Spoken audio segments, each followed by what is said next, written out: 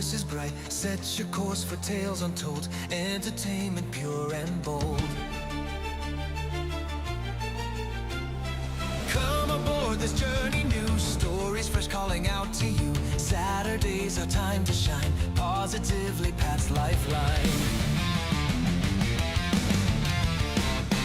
Positively Pat's Sim Show, every tale a treasure trove. Tune in now and set your sails, laughs and chats and wondrous tales. We ride the waves of joy and cheer, every week we're standing here. Everyone keeps spirits high, morning sun in every eye. From epic quest to daily news, listen up, there's much to choose. Every word a gem we share, Saturday we conquer air.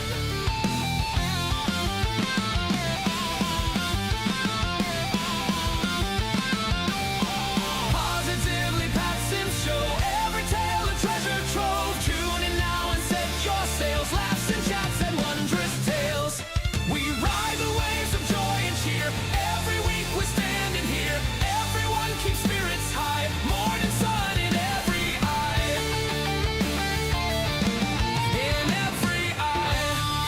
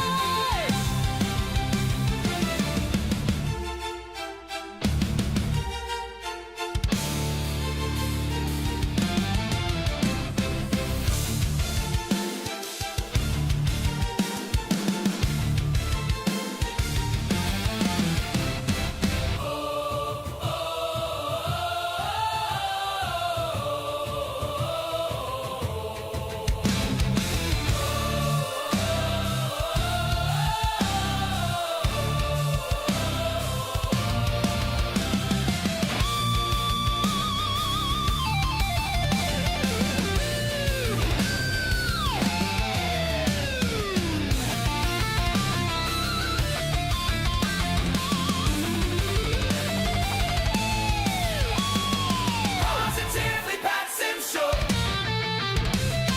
Positively Pat's Sim Show. Positively Pat's Sim Show, every tale a treasure trove. Tune in now and set your sails, laughs and chats and wondrous tales. We ride the waves of joy and cheer, every week we're standing here. Everyone keeps spirits high, morning sun in every eye.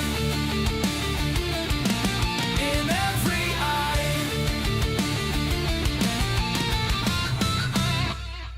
Sims Nation, welcome to the Positively Pat Sim Show, live on WANT and right here live streaming on YouTube. You guys might notice a little bit of a different setup here. I spent quite a bit of time. My Seth helped, my wife helped a little bit, and we wanted to try to give the background here a little bit of a different look. And up above me here, these little shelving units here, this was supposed to be part of the overall view that you were seeing. However, in order to get those in, the camera had to go like way back. And so I'm this little tiny little thing in the picture, and I would have to do this. Like, so this, let me see. Like I'd have to get the chair like way up high so it didn't look silly. But some little changes here. I put together this autographed picture board where you see Hugh Jackman, Chris Pratt, Hulk Hogan, Elvira, Elton John, Jack Sparrow. And this right here, ladies and gentlemen, a birthday gift that my son and I put together Sunday and Monday. And that is the Black Pearl from Pirates of the Caribbean, the Lego version, brand new, just released. They pre-ordered it for me for my 45th birthday. Super excited, and it is awesome. It's just kind of I wanted to kind of clean up the look around me a little bit, and I think it looks good. And it's going to look this way for this show, and then next week you're going to start seeing some Christmas stuff showing up because we've gone from we don't decorate until after Thanksgiving to now we need this. work is dragging us down a little bit, and we need some happy Christmas in our lives. So next week you'll start to see some of that. The Black Pearl will still be here, by the way. We're just going to Christmas it up around it. So I want to introduce to you guys my guests for today. Good morning and greetings to everyone who's tuned in on the show. And say hello, first of all, on the live chat. Let us know you're here. And then give us your thoughts on today's topic. We love interacting with you guys. But first, I want to introduce my son and co-host. He is our information man. And I already gave him an assignment before we got started to help me out here. And, of course, I am talking about the one and only Seth Sims. Good morning, Seth. Good morning. Look at that, a normal good morning. So I'd like to give some info real quick. Okay. Not regarding what you had me do just now. Okay. Seeing as I'm the info man, right, and I'm not the best with Attitude. My knowledge of Attitude Era is all the people who were actually really good. And since you weren't alive, so yeah, it makes it tough. tough. So since this is the Attitude Era's worst characters, I'm actually the public opinion.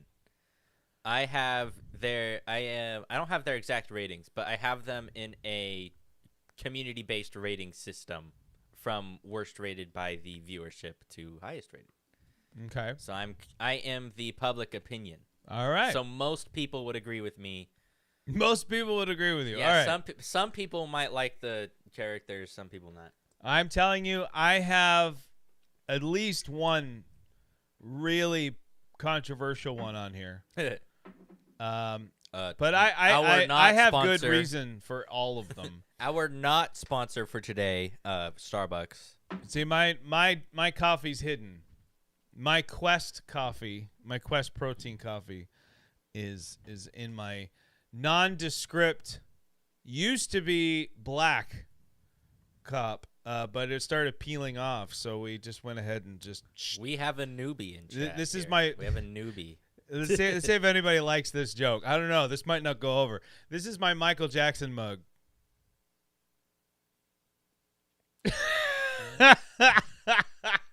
Ashton got the joke.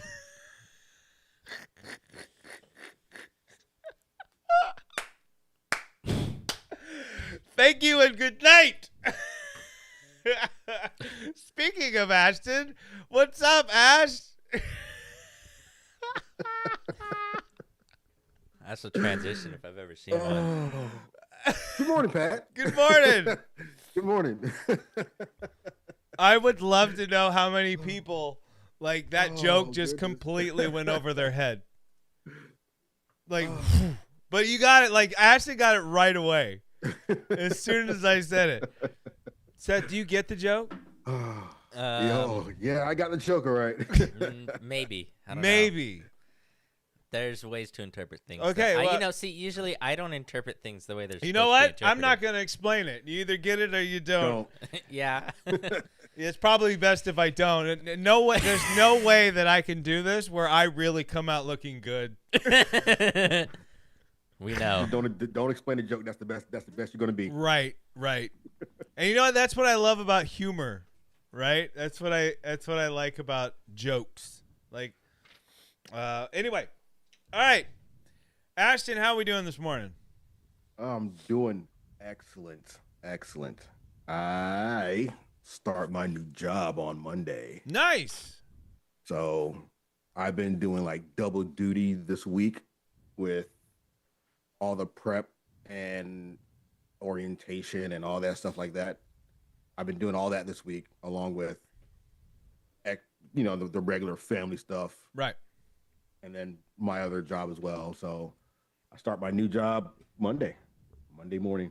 Very cool. That's awesome. That's awesome, awesome, awesome. And hopefully, once you get kind of settled in there, that will allow you to start getting back into and start getting back into your YouTube stuff. I know. I've been wanting to, man. Just it's just that the stress of like trying to find a job is a whole job in itself. Right. And then trying to make sure everything with all the rest of my family is good and stuff like that. So a huge weight is off my back now. So that's great. I want to say hello to Chris Hall, 1122. Thank you for joining us here, newbie. Great to have you on here. And I don't know how to pronounce your name, but the last name is Richardson. Jaleese Richardson. Good morning. Oh, it's Jaleese. Yeah. Hi. I thought that was an F. No, because that's how my that's how my 45-year-old eyes work. And that's why I have glasses. Thank you, Seth. I appreciate that. I was like, how can you not say Jaleese? Gosh. Yeah, because I'm an idiot. All right, guys. So we are discussing this morning the worst characters from WWE/WWF's Attitude Era, which I have to. Can I be honest here about this? Here, sure. When the Attitude Era was happening, I obviously got caught up in it just like everybody else. I was a fan of WWE. I was glued to Monday Night Raw every single Monday. I've gone back to watch some of the Attitude Era stuff. I'm glad it's gone. I'm just going to put that out there. Me too. I mean, we're talking about worst characters, right? And I've got 23. Oh, wow. Which is a lot. I got 7. Well, I'm pretty sure we're going to be saying what, like, I'm sure who you might have most of yours are on my list. Same with Seth. So I'll be marking mine off as I go. But I'll tell you what, too. Some of the storylines were bad. Oh, yeah. They were terrible. The in-ring. They were so terrible. The in-ring action was almost non-existent on Raw. You had to wait for a pay-per-view to really get some good. What do you? It was a literal guy's circus. Yeah. Oh, absolutely, absolutely. I mean, I get why I got into it at the time. I literally was their demographic at that time with the Attitude Era. So now we are looking at a pretty good timeline here. Unofficially, most people take the Survivor Series 1997 as the starting point of the Attitude Era. I do not, because there were a lot of things that were being done leading up to that moment that were part of what I think should be part of the Attitude Era. I mean, the Stone Cold Austin 316 promo dates all the way back to 1996. I look at sort of WrestleMania 13 as the kind of unofficial, for me, start of the Attitude Era. You look at that, and that was the launch of Stone Cold Steve Austin as a babyface with his double turn in the match with Bret Hart. The Undertaker wins the title in the main event. You've got the Chicago Street Fight, which, I mean, there's a lot of stuff in 13 that felt very kind of Attitude Era-esque.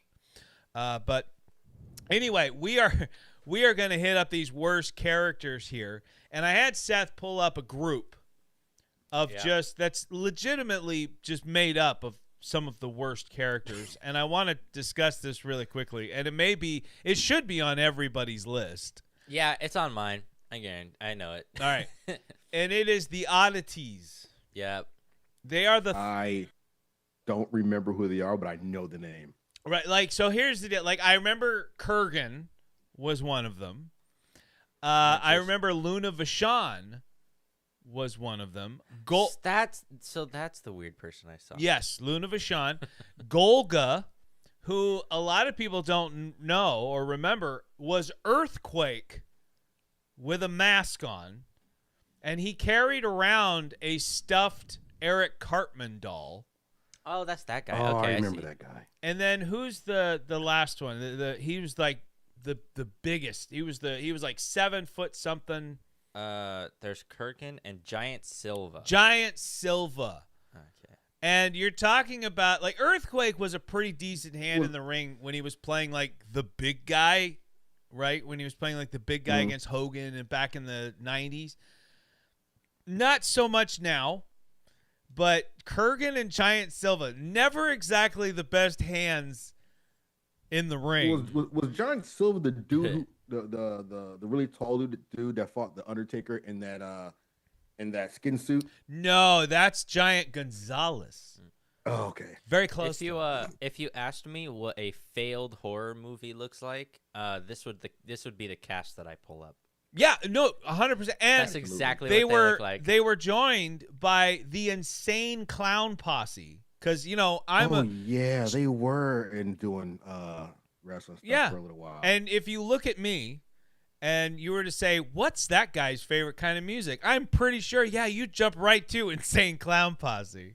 Of course, you probably might not go to what music I actually do like, or you might. Maybe, I don't know. It depends on how well you know me. I mean, I do have Elton John right above my head here. Right. So, but yes, the oddities, man. I mean, and to be fair, they were fun. Like, Luna got to kind of let go and have fun instead of just be like crazy Luna. Earthquake is a very well-known character, and so it was like when he went to WCW and became the Shark, it was a joke. But coming back, you got to kind of pretend that, like, this isn't Earthquake. So the mask happened, and it was all about having fun, to be fair. And so, like, everything surrounding them, I kind of dug. But the characters themselves, I mean, I never rooted for them. I never got behind them. It was like they came out, they did their thing, they were bouncing around. It's, kind of like the New Era's Men on a Mission. Like, their entrance was the only thing about them that you liked. The whoop, there it is entrance, which was MOM. You had Mo and Mabel. Mm-hmm. And then they had the Oscar. That's the O. Right. And I loved them until the bell rang. And then once the bell rang, you were like, no, I'm out. Yeah. Man, some of these gimmicks, they were just there just to catch the attention, just to be like, hey, look, here's some fun characters. Right. We don't care about the wrestling. Just be goofy. And I mean, we're talking about I'm not here for only the goof. And we are talking mainly about the era of Vince Russo. So just to prep you guys for what you may experience here. All right, Ashton, give me one of your worst characters. The Blue Meanie. Okay. Actually, not on my list. The Blue Meanie. Oh, my God. Wow. Every time you guys say a character on my list, I'm going to highlight it. Just get off. Go away.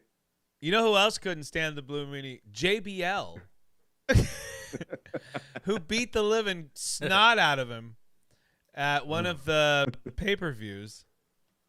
Yeah, man. Every time the Blue Meanie came around, I'm like, why? Just go. No, please. Oh, I had to turn the channel. I had to. I was like, oh my God, just go away. And then when he was in WrestleMania 2000 on N64, right? And me and my best friend, we used to always try and get all the secret characters. And he read somewhere where you can get it. He was like, oh man. Uh-oh. Ashton froze on us. I was like, oh, there he is. That's a play on his word on his name. Yeah, we missed you there for a second. You kind of froze. Oh, that freeze? Yeah. So you might have to repeat what you just said. Oh, what happened? Oh, what I said was, like, me and my best friend, we used to play WrestleMania 2000. Right. and we used to always try and get all the secret characters. So he read somewhere that if we did something, that we can get the black and blue meanie. I was like, "Are you serious?" He's like, "Yeah." I was like, "Dude, that's a play on his name. Yeah. You beat him black and blue." And even if he was a secret character, I don't want him. I don't know. I would have if that was a legit secret character, I'd have tried to get it. The black and blue meanie, like that's Black that and blue sounds funny. meanie. How do you get him? You have to beat the blue meanie black and blue. Right. Yeah, it's a not so secret. You just have to get a striker and just punch the living crap out of him. Yeah, and he always wore short shirts, cut off shirts. There's certain people that should be a little bit more shy about showing skin. Blue Meanie was one of them. Yeah. And then they're not. Yeah. If you the Men in Black game, if you play certain music next to him, you get the black and yellow. What? Is that a joke or is that That's real? a joke. I'm joking. It's another play on the music stuff. Black and yellow. All I was thinking of was B movie. Oh, the song Black and Yellow. Yeah. If you Okay. play a certain song next to the Men in Black, you get the black and yellow. You guys, why do you guys always have to go over my head on these shows? I have no idea what you're talking It about. went over Ashton's head for a second. For a second, but he's smart enough to get it. I'm over here just like. Patrick Starr. The extent of my knowledge goes towards making really bad jokes. Mine was a really bad joke. Well, true. The general audience. I mean, I don't know if anybody watching, if you got what Seth just said, please say so. Make me feel worse about how I'm feeling right now. Seth, give me one of your worst characters. Okay, the worst of the worst in this list is Beaver Cleavage. Now, is this according to you or ChatGPT? ChatGPT and then some minor extra research I've done. Well, looking up the character. I actually wrote this down because I thought this was too good not to write down. Regarding Beaver Cleavage. Okay. This was legit. This is a real character during WWE's Attitude Era. It was Chaz from the Head Thrashers, which was Mosh. So you had Mosh and Thrasher. Mosh became Chaz. This character involved an Oedipal storyline. Anybody know what Oedipal means? Yeah, The you can Oedipus eat it. complex. I don't know. Yeah. You got to think Yeah. for your mom. Where he had an unsettling, suggestive relationship with his mother, Mrs. Cleavage. Not even a clever pun. It's just like, yep. So Chaz is also on the lowest rated list, by the way, but not the Man, not name, not Mrs. his partner. Cleavage, is straight out of Austin Powers, man. Yeah, it does. It's a lot of vagina. Or a lot of vagina. I should say that right. Mhm. To stay family friendly, let's say. Who's his Wait, who's his partner again? I can just. It was control Thrasher in the Headbangers, which you could also put them in the list Okay. of He's the worst top. characters. He's the top, like literally the top of the lowest list. What does that mean? Does that mean he's the best of the worst, or he's the worst of the worst? Best of the worst. Thrasher? Yeah. Well, I mean, he's the worst of the worst. Hey, He's the best worst of the worst.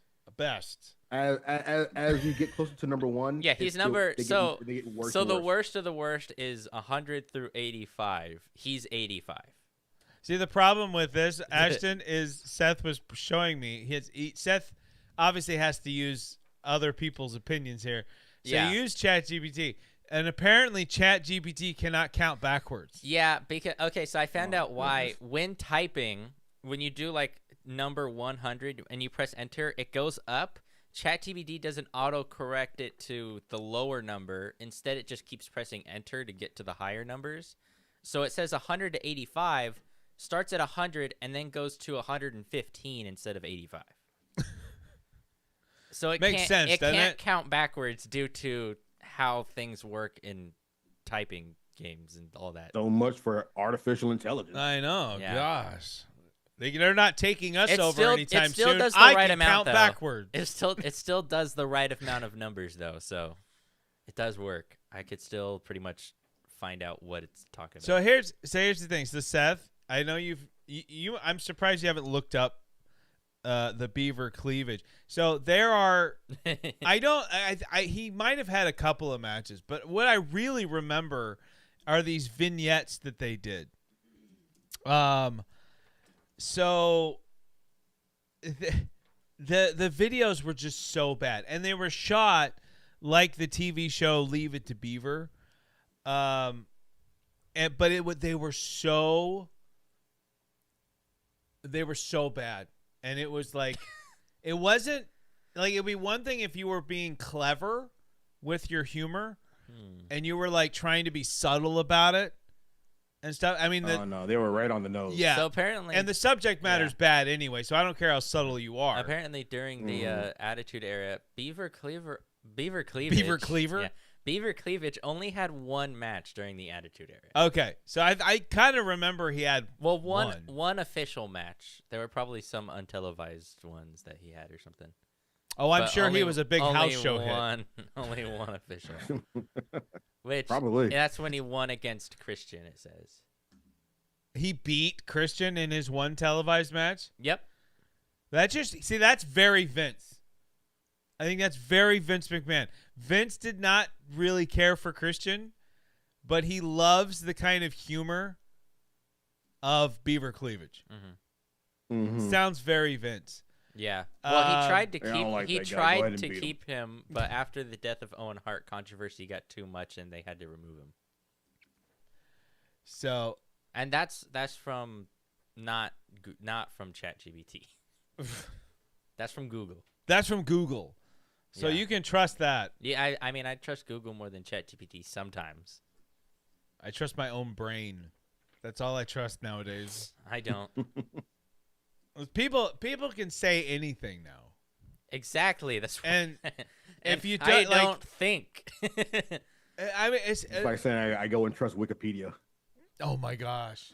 Wikipedia. You mean the website anyone can change at any time? Yeah. I could that. make a page about myself and just like control paste Seth over and over again, but make it look like put some random letters in between every now and then, make it look like it's an actual thing until people are like, "What?"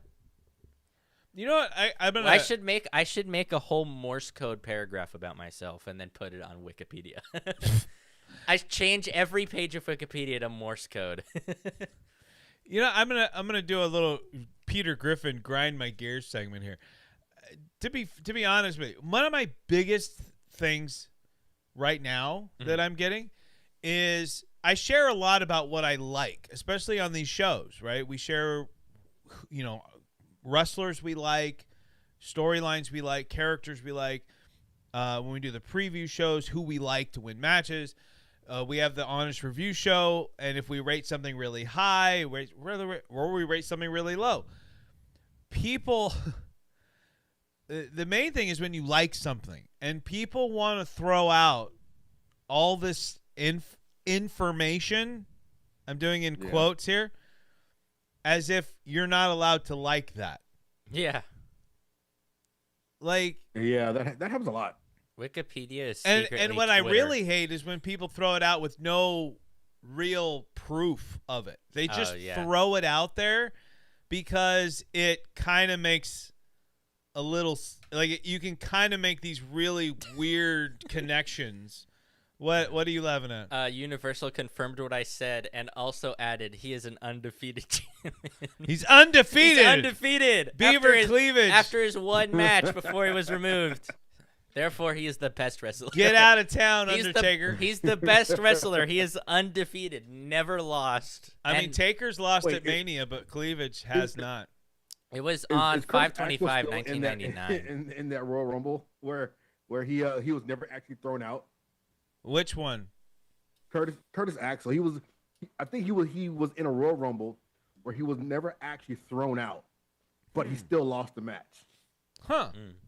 I'd have to look that up. I don't remember And him. that was a whole gimmick that was going on for about like 6 months. Oh, wow. I do remember, and I had to rewatch it, and I don't remember if I was right or wrong, but I do remember when Maven when he eliminated the Undertaker from the Royal Rumble, and then Taker went back in and drug him out and then beat him up like crazy. I'm trying to remember if Maven actually got eliminated or not. Like, I don't remember off the top of my head, but I remember my buddy Greg and I always saying, like, man, he didn't get eliminated. Mm-hmm. He wasn't thrown over the top rope. But the Royal Rumble is a whole nother. That's a whole episode right there on the lack of consistency. Yeah, we should do like errors within the WWE timeline. We'd need 5 or 6 shows to get through just like the 80s alone. Like, so let me give you an example. So, Royal Rumble 93, Macho Man throws himself over the top rope to go after Jake the Snake Roberts. It's a mistake. Mm-hmm. They let him back in, and the announcers cover by saying he wasn't thrown over the top rope. Mm-hmm. Just a couple of years later, Mil Mascaras eliminates himself by jumping over the top rope. Mm-hmm. No consistency. We should do miniature little segments where either you or Ashton or you or someone else make up different court cases for what happened during a match. Be like, this was against the rules, or like, it's not against the rules because it's not in the rules, and I should be the judge. Be like, all right, this goes to you. Who has the best wordplay? It's like master debaters. Yeah, master debaters. Essentially. Yeah. Well, that was kind of like Jesse Ventura's shtick when he was the color commentator for with Gorilla Monsoon. Gorilla was the straight edge guy. He was the babyface announcer, and Jesse would always defend the bad guys in their breaking of the rules. And it was really good. Universal says Undertaker went back in the ring and eliminated Maven in the 2002 Rumble. Okay. I mean, like I said, I don't remember. I know I went back and rewatched, but I don't remember off the top of my head if he actually threw him over the top. All right, let's go to the next worst character here. Mm-hmm. And I saw no value in this character whatsoever, and that's saying a lot because I try to find some way. I mean, Beaver Cleavage. You do. You're such a sweetheart that you always try to find. I do. Number one was this Beaver. One doesn't have any. Was Beaver Cleavage. Number 2 is a tie essentially. Naked Midian. That was legitimately his name. Naked Midian. But he wasn't naked. He obviously had to wear a skin colored thing to cover his skin colored trunk, his junk. But then he wore a fanny pack. I'm gonna be honest, he's actually not lowest on here. The only guy that could ever pull off a fanny pack just because he's that cool is The Rock. Mm-hmm. He is actually 7 with his turtleneck and fanny pack in one picture. Yeah, Naked Midian, he's actually 78 on the list. He needs to be on mine, number 2. I mean, so literally he would run to the ring because you couldn't take your time with this character because then it would expose to everybody. I mean, the live crowd could see obviously a lot, but TV you have to hide as much as you can because you want to suspend disbelief. And he would run to the ring. Oh, it was bad. That sounds kind of funny. That's probably why he's not super low because people were just too good at laughing at it. So apparently, your mother's jumping on board with you. Yeah, the courtroom and thing. Saying that. So essentially, like I said, it's master debaters. Mm-hmm. But you want to rebrand it kind of so that it's more of a courtroom kind of show. Yeah. Which we could do. We could do that. That way, because then you can I've been doing Master Debaters since day 1. Ashton was on the very first one. Where was all my love for that? This time you guys get objections. If you guys find evidence unlawful or incorrect, then you can object and I could accept or not, you know? We have a disagreement. The Rock cannot pull off a fanny pack at all. The Rock. Well, now he couldn't. If you asked me like Well, you wouldn't see it. He's few, too. if you asked me like a Well, year he ago, lost a lot I'd of say weight, so, maybe. I mean- Oh, that's true. Whoa, what happened? Did you see the Smashing Machine? No, I haven't. Gotta see it, bro. So good. Yeah, I love It's very good. We just saw. Just watched it here. Last. And then no one complained that he couldn't. That we started without him, and then came out here to watch some of it, and then left again. Well, yeah, I don't really care if he's out here ever because I'll put on unless it's Five Nights at Freddy's. If I put on something, he'll leave 10 minutes into it. Yeah, sounds like my oldest. Hey, you want to come watch a movie with us? Nah, I'm okay. 20 minutes in the movie, we see him standing in the background just watching. I'm like, sit down. No, I'm good. He walks away. Right. Yeah. And he's asleep, so we can talk smack about That's him. kind of like me with horror movies. So Like am I don't like horror movies, but Wait, if I see yours something is? interesting. Yeah, Oh, you're it's 10:30 over there. That's pretty crazy. I know. Wait, did he go to bed at what, He 3? usually wakes up at 1 or 2 o'clock on his own. Oh, okay. I So couldn't he's- sleep that He's long. he's if I on wanted rock star to. hours. Uh, He's prepping for his career as a musician. Apparently. All right. All right, so Naked Midian, yeah, and yes, he had to wear that thing. He wasn't nude. No, and I mean, obviously, he wasn't. But I don't get. The problem is when your character's bad, it means I don't understand the purpose of the character. Yeah. Do you like this guy so much that you'll do anything to put him on television, including this? Or do you hate this guy so much that you're only going to put him on? Like, I didn't understand what this was about. I know he's one of Undertaker's TV buddies. only. He's on one of the TV only sections. I think they had people just like, you know what? You want to prove that you're good or whatever. Make this stupid idea work. Right. Like the Red Rooster. Terry Taylor, very good in-ring performer in the 80s, was gifted the Red Rooster gimmick, and he put his hair in a red mohawk and became and was under Bobby the Brain Heenan. And yeah, he did not pull that. But then again, he didn't like the character. And there are some guys that have taken characters that nobody else could have made work and made them work because they actually put the work in. I still think you give Undertaker to anybody else, that character fails. Yeah. And fails Think about Goldust. pretty quick. Goldust falls flat on its face, anybody but Dustin Reynolds. Yeah, exactly. We got a couple people in the comments. I'm an 80s kid. Welcome, 80s kid. Same with me.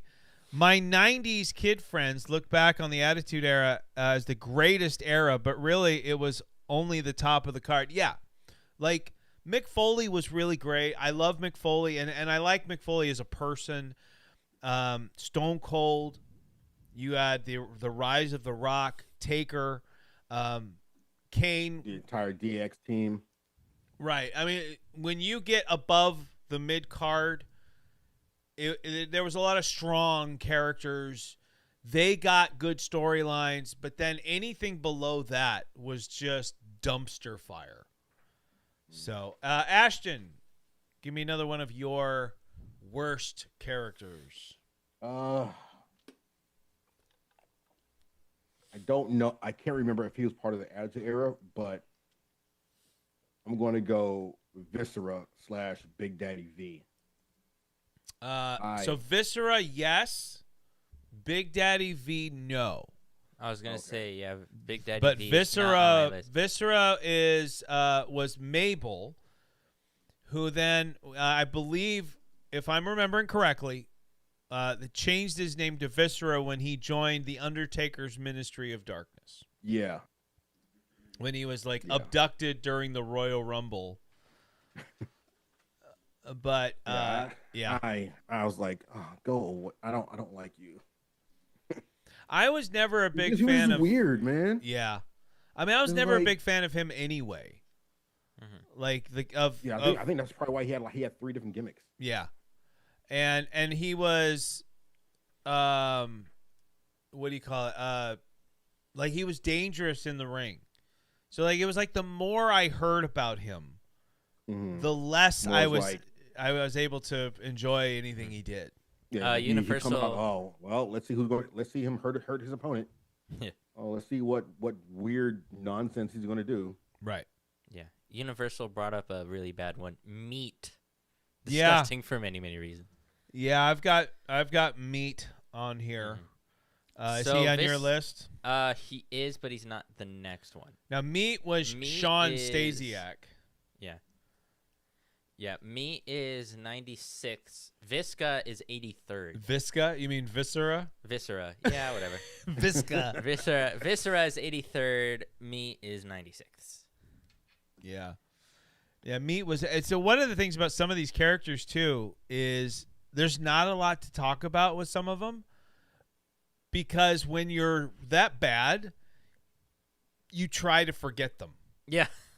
And Meat was really bad, and the combination of bad and forgettable. I don't even know who Meat was.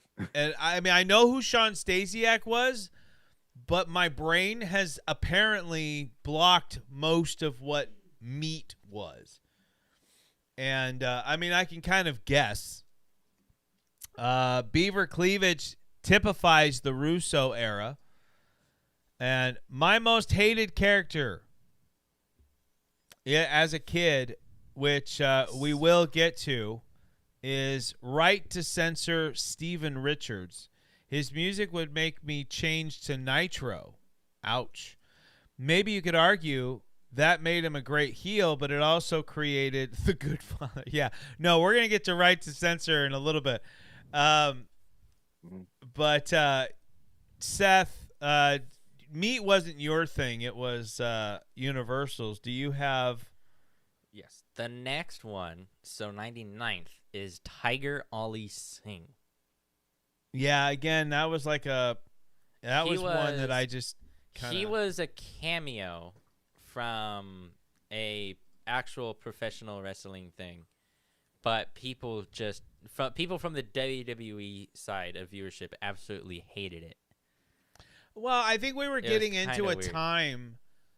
See, Vince came from the old school wrestling. As much as he tried to kind of bring wrestling into a new era, Vince still had a lot of old school in him. And there's nothing wrong with that, but old school wrestling was the foreign bad guy. If you were foreign, you were a bad guy. And Tiger Ali Singh is one of those, you know, and it got even worse after 9/11. Oh yeah. Right. Yeah. And there's times where, you know, in the 80s, it was one thing. 70s and 80s, it was a different time period. The people were different. Sensibilities were different. You get into the 2000s, and it's a completely different climate. Yeah. Mind if I do my 98th and 97th real quick? Okay. They're also cameos that weren't taken very well. Okay. So 98th is the Goon. Not Attitude Era, but okay. That one says it says Attitude Era. No, but- that's and the Mantar. both of those not Attitude Era. Unfortunately, both of those are the New Generation era, but very horrible characters. The Let's Goon, see. for those that don't know, the Goon was a hockey player and Yes. wore like wrestling boots / skates Yeah. to the ring. And Vaguely remember him. he was in, now here's the deal, he was in the gimmick battle royal at WrestleMania 17. So you could make a case Yeah. that I he think did it's- make an appearance in the Attitude Era. I think it's because he was at the very end. Like it was 2002. It like just ended. Okay. So I think that's probably why he's counted as one. Because in other mentions, he's not really mentioned as anything other than Right. Attitude Era. Somebody brought up a good point. Tiger I Ali don't Singh know is about Indian. Mantar though. I'll talk about Mantar in a second. Tiger Ali Singh is Indian. Muhammad Hassan was the Arab. And I understand that. I wasn't saying that Tiger was an Arab character, that he was playing one. I'm saying that he was a foreign character. much the same way that the Iron Sheik, Nikolai Volkov, the Orient Express, all essentially are heels just because they're foreign. Yeah. Right? But yeah, no, I totally understand. Muhammad Hassan was the era, and bad timing, bad presentation. The only time I remember that character doing anything of note too was there was a WrestleMania 21, and he's attacking another really bad character. I'm trying to think of his name, but he played a special needs character. Ashton, do you remember what I'm talking about? He came out. He was like this. Yeah. Was that during the Attitude Era? No, unfortunately not. That was what's that? Was it Eugene? Eugene. Yeah. Yes, Eugene. Oh, my ring broke. I was wondering why my finger hurt. Ow. What did it do? So let me see if I can bend show your you. ring? So see that little. Oh yeah, that's it. So see that? So yeah, the edge of this was digging into my finger. That's okay. I have a backup. I have a backup. I have backup rings. Okay. So he's attacking Eugene at WrestleMania 21, and Hulk Hogan comes out to make the save. Hulk Hogan versus was the special needs.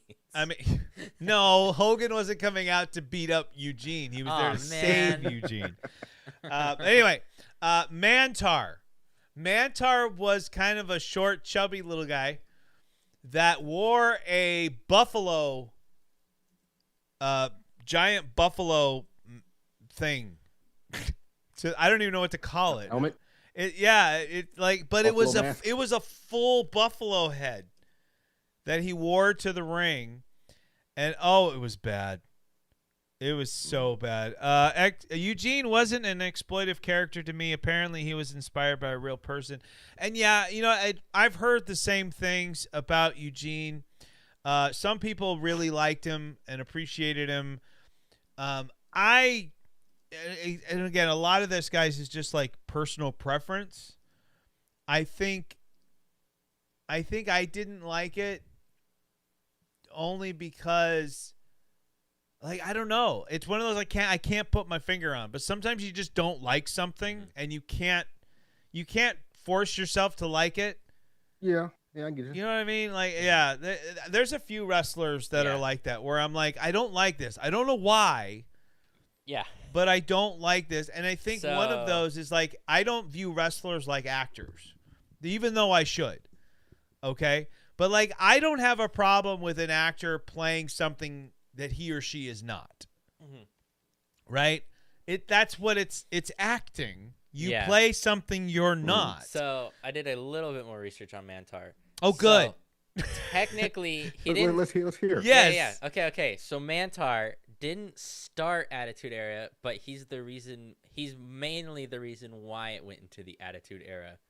Was people hated cartoony so much, the other characters started getting hate because they also looked a little cartoony in the way they did things, which inspired the Attitude Era into being more realistic and very attitude grunge. Yeah. I want to know. So that's why it put him on this list. He was technically the start of the Attitude Era. I'd like to know which part of this Universal disagrees with. Sorry. Are you disagreeing with me saying that I don't view wrestlers as actors, which I said I should, or that actors can play can play things that they're not? No, he's disagreeing with Mantar. He really likes Mantar. But he said disagree. Oh, yeah. Respect him. I don't know.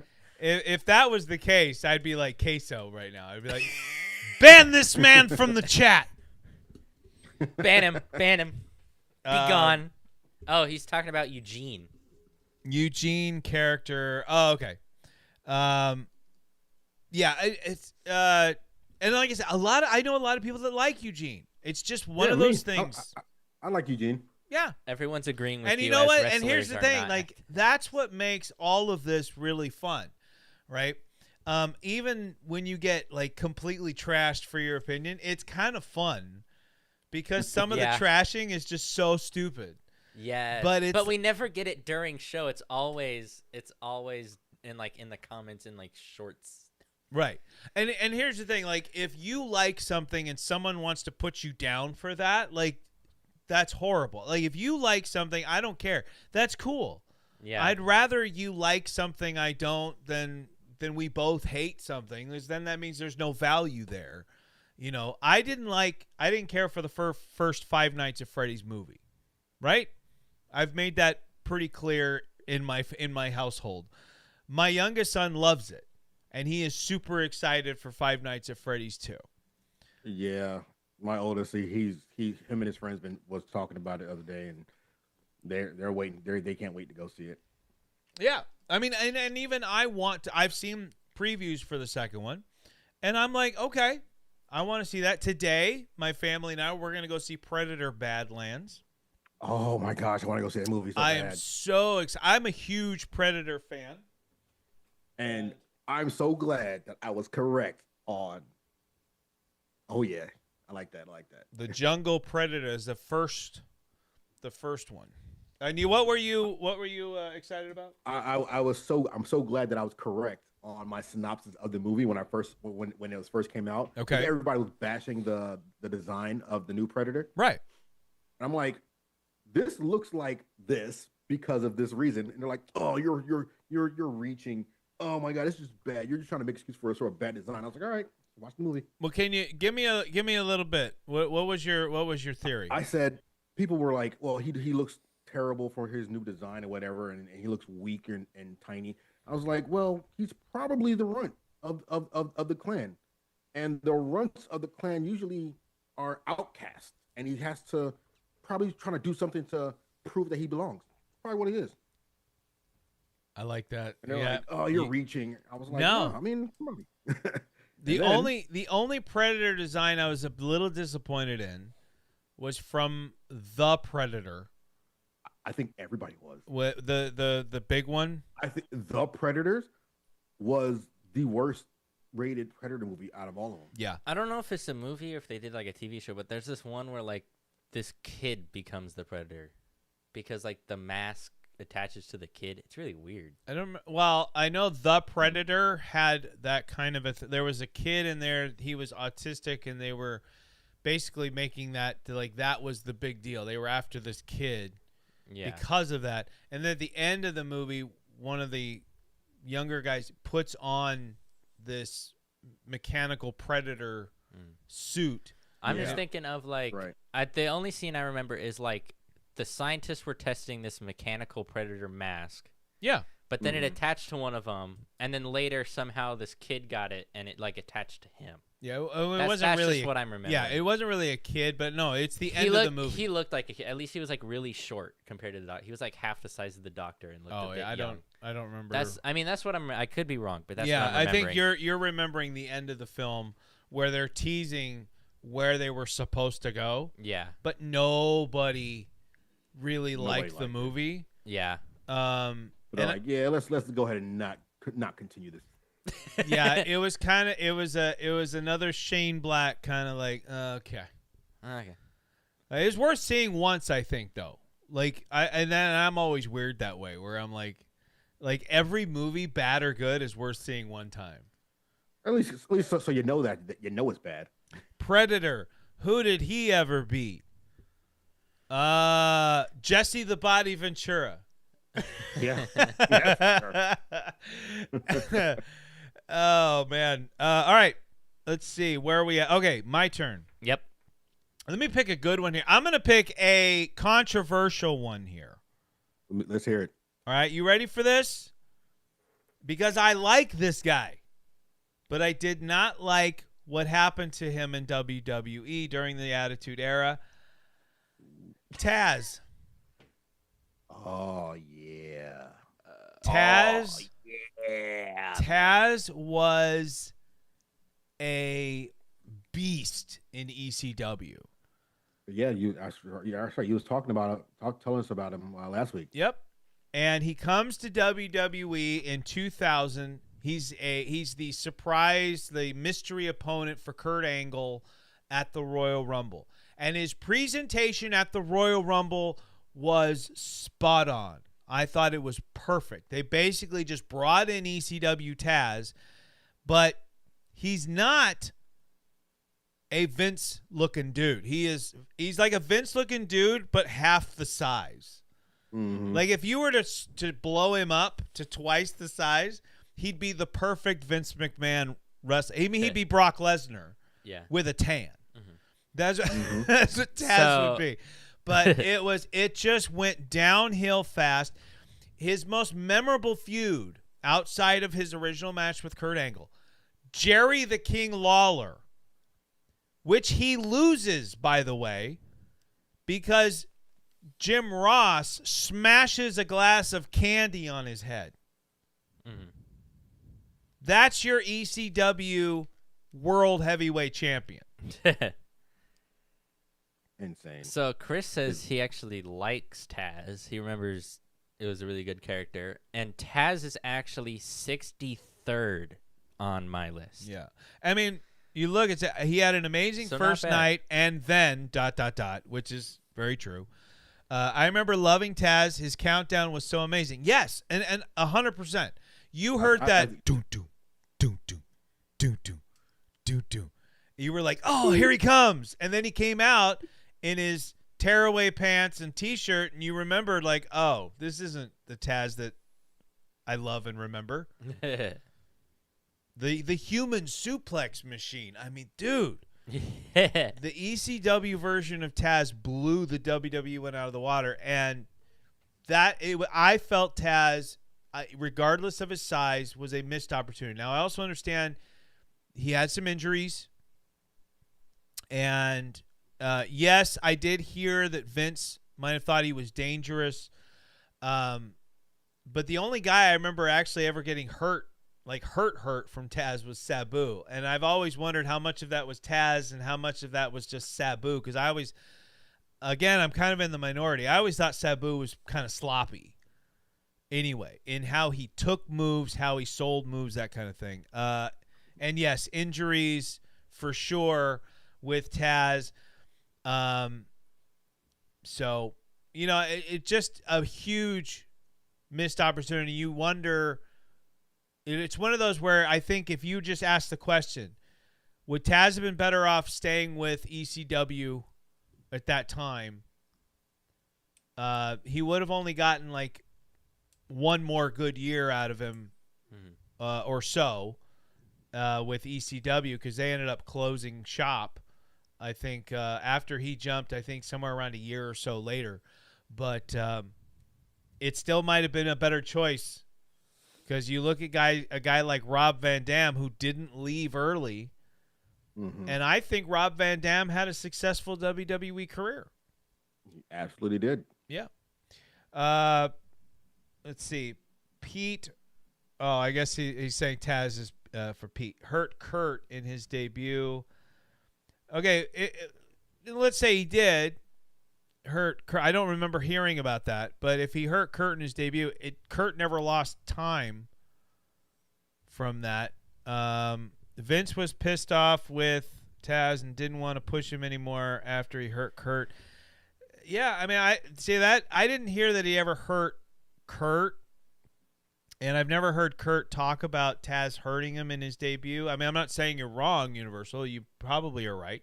I just don't remember that, and I don't remember Kurt ever missing time or showing that anything hurt him. I mean, I have to go back and watch that match and see if there's a moment that you can see there, but he almost broke his neck, broke Kurt's neck the first time. Yeah, Kurt breaks his neck all the time. For real. I mean, he brags about it. All right, With Ashton. a broken freaking neck. Ashton, well, let's move on from Taz to your next victim. So even for the immature young man that I was, hated Val Venus. You caught Boom. that. Val Venus, yes. Yeah. Yep. The big Valboski. Yeah. He's even higher than Taz. I did not like. So for those of you that don't know, Val Venus played a porn star. And so that was his whole shtick. Come out in a towel. He was. I get it. He was there for the ladies. He was supposed to be the eye candy for women. And they all by doing all that stuff. It always cracked me up. Coming out with Like Ravishing Rick Rude was that way, right? Mm-hmm. But Ravishing Rick Rude wasn't playing that type of a character. You know what I mean? That's why he had the porn stash. Yeah. But man, yeah. But Val even used this thing. Yeah, the hips was. Yeah. And I mean, that character was never going to be more than him. And that was a problem with the Attitude Era. So many characters, and even the new generation, so many characters were never going to be more than a mid-card act. Jaleese is very sus of this character. Oh, TF.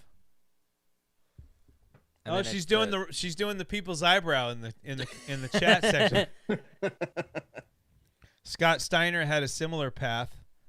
An amazing first night, then ... I like that. I just read that the injury that Kurt suffered from Taz was intentional, looked sloppy, and concerned officials, but it was a work. Apparently, Russo loved Howard Stern. Oh, well. If he did, then that makes sense for a lot of this. I mean, yeah, I don't doubt that someone like Russo would like Howard Stern, but you look at what was popular at that time, right? I'll never forget. There's a documentary called Beyond the Mat.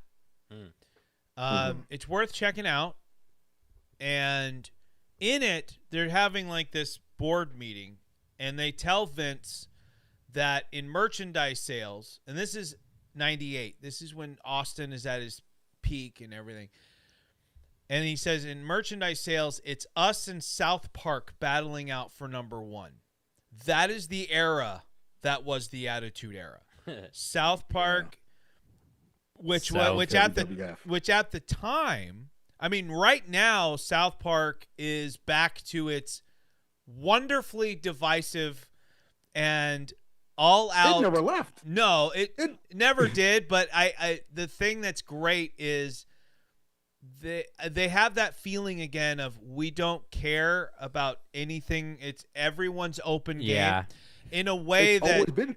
It never left. The problem is the problem with that is now it feels different is because now the other side who was laughing at everybody, they're getting the hit. Right. And now it's like, oh, you can't do that. Like, you was left. Shut up. Yes, you can. Right. I mean, like, it's further proof that I don't care what side of the political spectrum you're on, nobody can take a joke. Nobody. Yeah. It's like, you know, and one of my favorite stand-up comedy movies of all time is the original Kings of Comedy.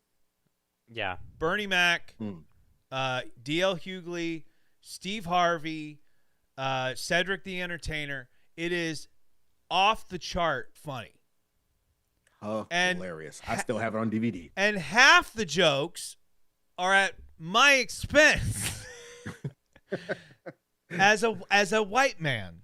But that's funny. It's a joke. It's supposed to be funny. And but the funny part, what makes things really funny to me is there's always truth to every joke. Right? The problem is that the people that are upset at South Park right now do not want to, number one, laugh at it. Number two, admit that there's any truth to what's being seen whatsoever. But that's really the beauty of comedy. We take what is real and what is true, and we turn it on its head, and we laugh at it.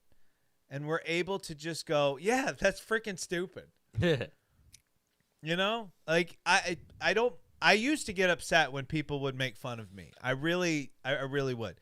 I don't care anymore. Me too. But... I mean, like, I love when people make a good, funny joke about me. If it's hurtful, that's if it's just to be mean, that's kind of different. But if you want to make a funny joke about me, how I don't shut up, I'll probably beat you to it. But Yeah. So Val Venus. When I was in the army, like everybody made fun of my feet because they're large, or size 16 boots. So wow. like I had this one NCO, loving to death. Every time I walk by, he go as in like some cruise ship coming through. So Ashton just won us over a bunch of female viewers by telling us Size the 16. size of his feet. Size 16. I have big feet. My hands are huge. Look at that. See the size of my hand? Look compared to my face, look how big my hand is. Nobody has feet. Oh like my I have gosh! feet. Wait a minute. Ashton actually held it. Look at my hand next to my head. Now look at Ashton's hand. Holy crap! Nobody has hands like I have hands. Sorry. Nobody has hands like I have hands. Yeah. I have the best hands. Woo! We're back to being the positively off-topic show. Yeah. Okay, Seth, you yeah, had something. we You had go back- something to say about Val Venus. Oh yeah, he's 61st on the list. Oh, that was it. Yeah. Just Oh, where there Chat was- there- GPT there- put him. There was one segment that Val Venus had that after I saw it, I was like, I officially can't stand this guy. What was Is that? some assassin tried to kill him or whatever in the shower? Oh yeah. And it was some girl that he did wrong or whatever, right? So he was held and they had the towel in front of him, and she had a sword, and she swung down with the sword, and then the lights went out, and then he came out and he was like, "Oh, I So almost lost, I almost lost a big part of me, but thanks to luck and a cold shower, the big Valboski is still intact." I was like, "Oh my god!" yeah. So shrinkage saved him, and it was actually Shrinkage it was saved because him. of a woman. But I remember that I watched it live when it happened. It was a group of Japanese wrestlers. And I remember because it was the famous I choppy your pee-pee line. And and yes, he had like a samurai sword. They had Val naked in the Kaientai, yeah, and he's so bad. I mean, I'm laughing now, but like I like cliffhangers, right? I like being I still to this day like a good cliffhanger where it's like, oh, I can't wait to see how this ends. I really, when that cut, I was like, no. Because there's no way to end this that's any good. None. Either A, they actually chopped off his wee-wee, Yeah. and now the character is going to be a eunuch, and that's the new direction, which definitely wouldn't have worked. Or B, what you said happened. Val Venus got shrinkage. Saved me. Mr. Yamaguchi, yeah. Me choppy yo pee pee. Horrible. Horrible. Even by 1998, 99 standards. Why'd you keep your accent when you said horrible? Did I? Yeah. What what? Horrible. Oh, shut up. I did not. You I did. did not. You did. No. I guarantee you did. You No. kept it. You kept it. I'm a good boy. You kept that accent. I am when a you said a horrible. good boy. I don't talk like that. guarantee. Let's move So on. All All right. right. Edit this. You go back and see if he did it. Yeah. Unfortunately, All I right. don't edit any of the shows. I just release them. Yeah. After we're done, I just put them out there as is. No, I'm talking about when you make it when you make it short. Go ahead and edit. Oh, edit it yeah, short. yeah. Yeah. All right. 94th is the Brooklyn Brawler. I mean, it depends. You sounded like the ghost from Mario. Well, so like the original Brooklyn Brawler, who he was good. started back in like the 80s, something like that. and he even played like one of the doinks for a little bit. But then he comes in during this time, and he's famous for being like a jobber, Yeah. right? For losing all the time.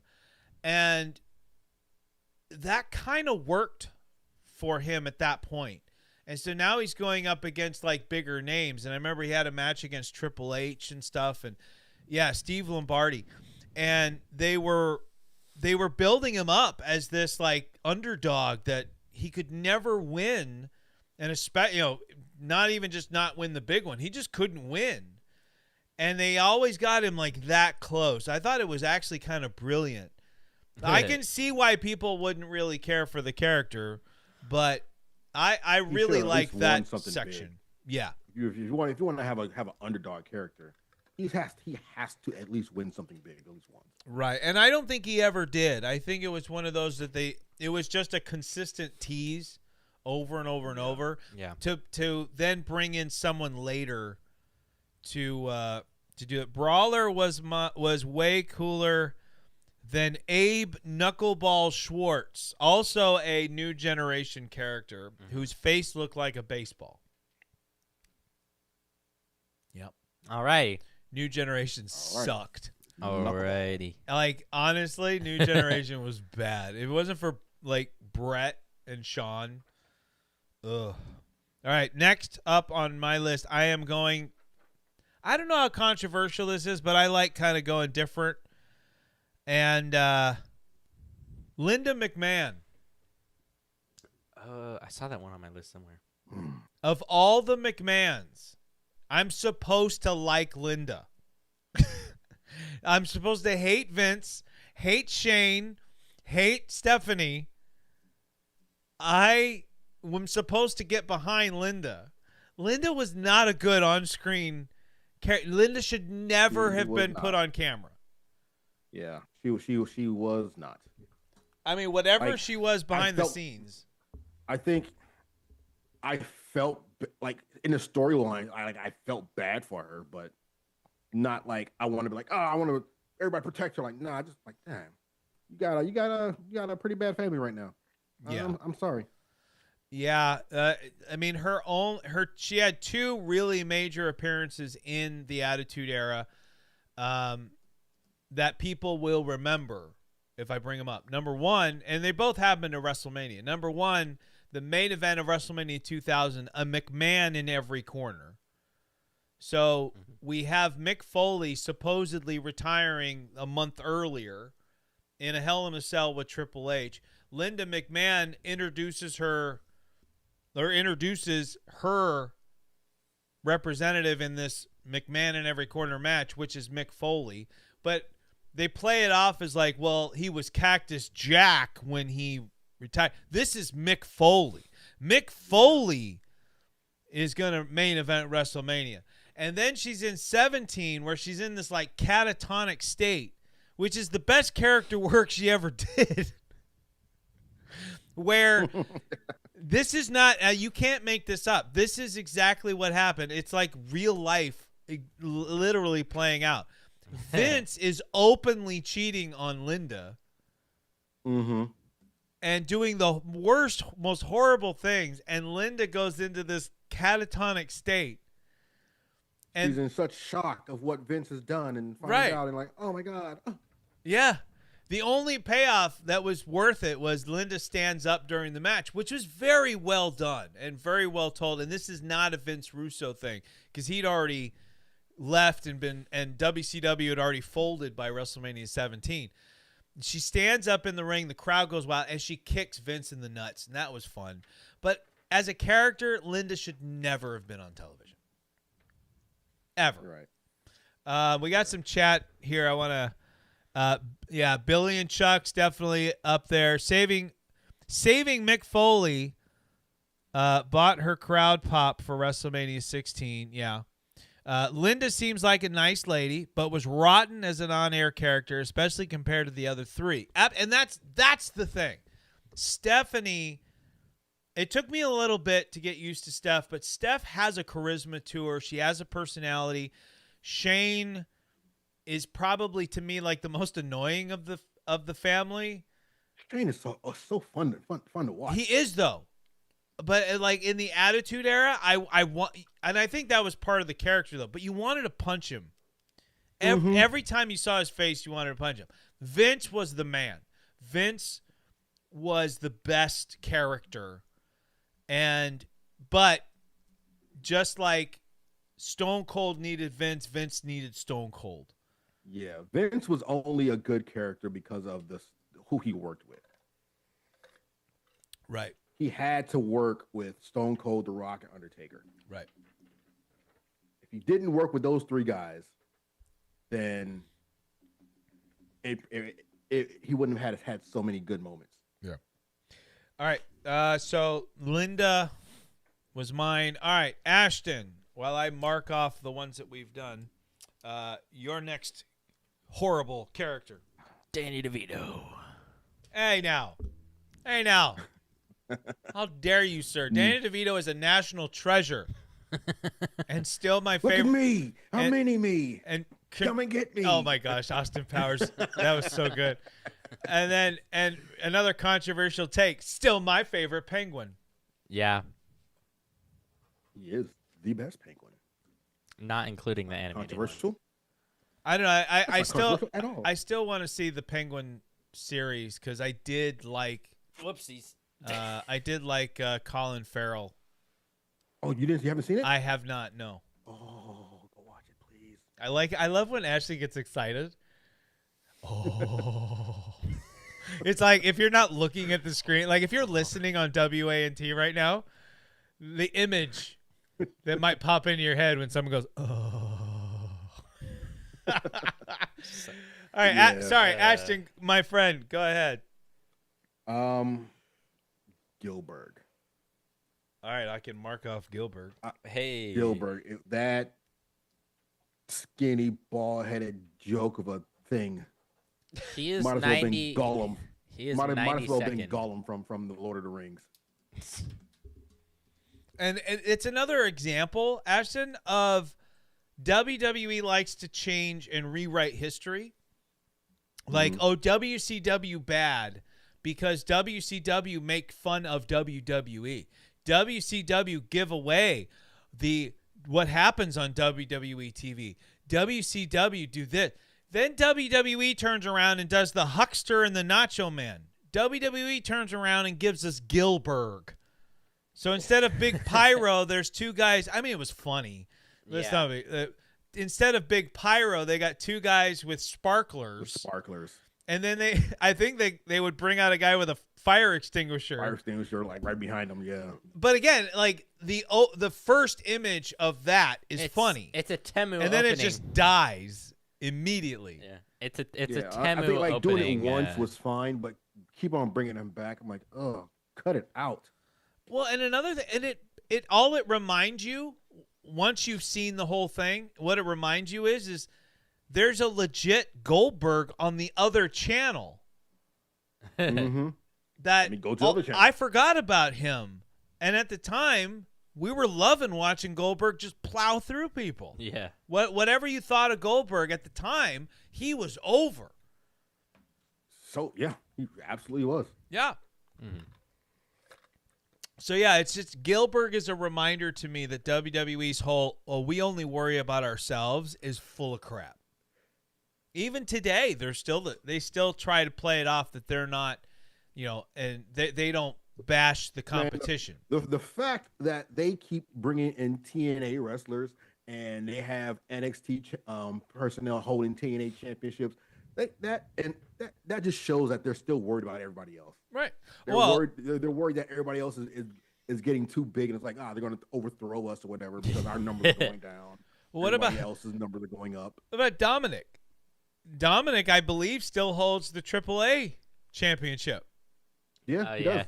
I mean, I love Dominic though. Don't get me wrong. Like WWE bought AAA, so. No, I get it, but and they have a partnership with TNA. But I think if you're going to grow a brand, they've got to have their own identity. They can't be WWE light, right? The more you saw Gilbert, the bigger Goldberg got. That's absolutely universal, 100%. That's my point. Gilbert did nothing to stall the rise of Goldberg or to slow the rise of Goldberg is what stalled the rise of Goldberg. Yeah. If you were a fan of Goldberg and you saw Gilbert, that there were people that would probably change the channel and wouldn't turn back to WWE if you saw Gilbert. I know Goldberg was. He didn't like Gilbert. Yeah, when he came over here, the first thing they let him do was spear Gilbert. Yeah. They weren't laughing with Gilbert. They were laughing at the WWE or WWF, and they would click over to Nitro. Like I said, like the original opening image was funny at first. The sparklers, it's a funny parody image, but when you realize that it's not just like it's not a Naked Gun parody, right? Or a parody of a like a Weird Al parody. That's all done just for fun. This is more of a mean-spirited. It was all meant to be malicious, right? And it's just, oh hi, it's fun. That's hilarious. We thought it was Goldberg, a little tiny guy. Toxic Turtles. Dwayne Gill had a cup of coffee as a Ninja Turtle. Toxic Turtles with Barry Hardy, I believe. That's news to me. What? Is that in wrestling? Or because I do remember there were turtles. There were guys dressed as turtles in WCW, I think it was.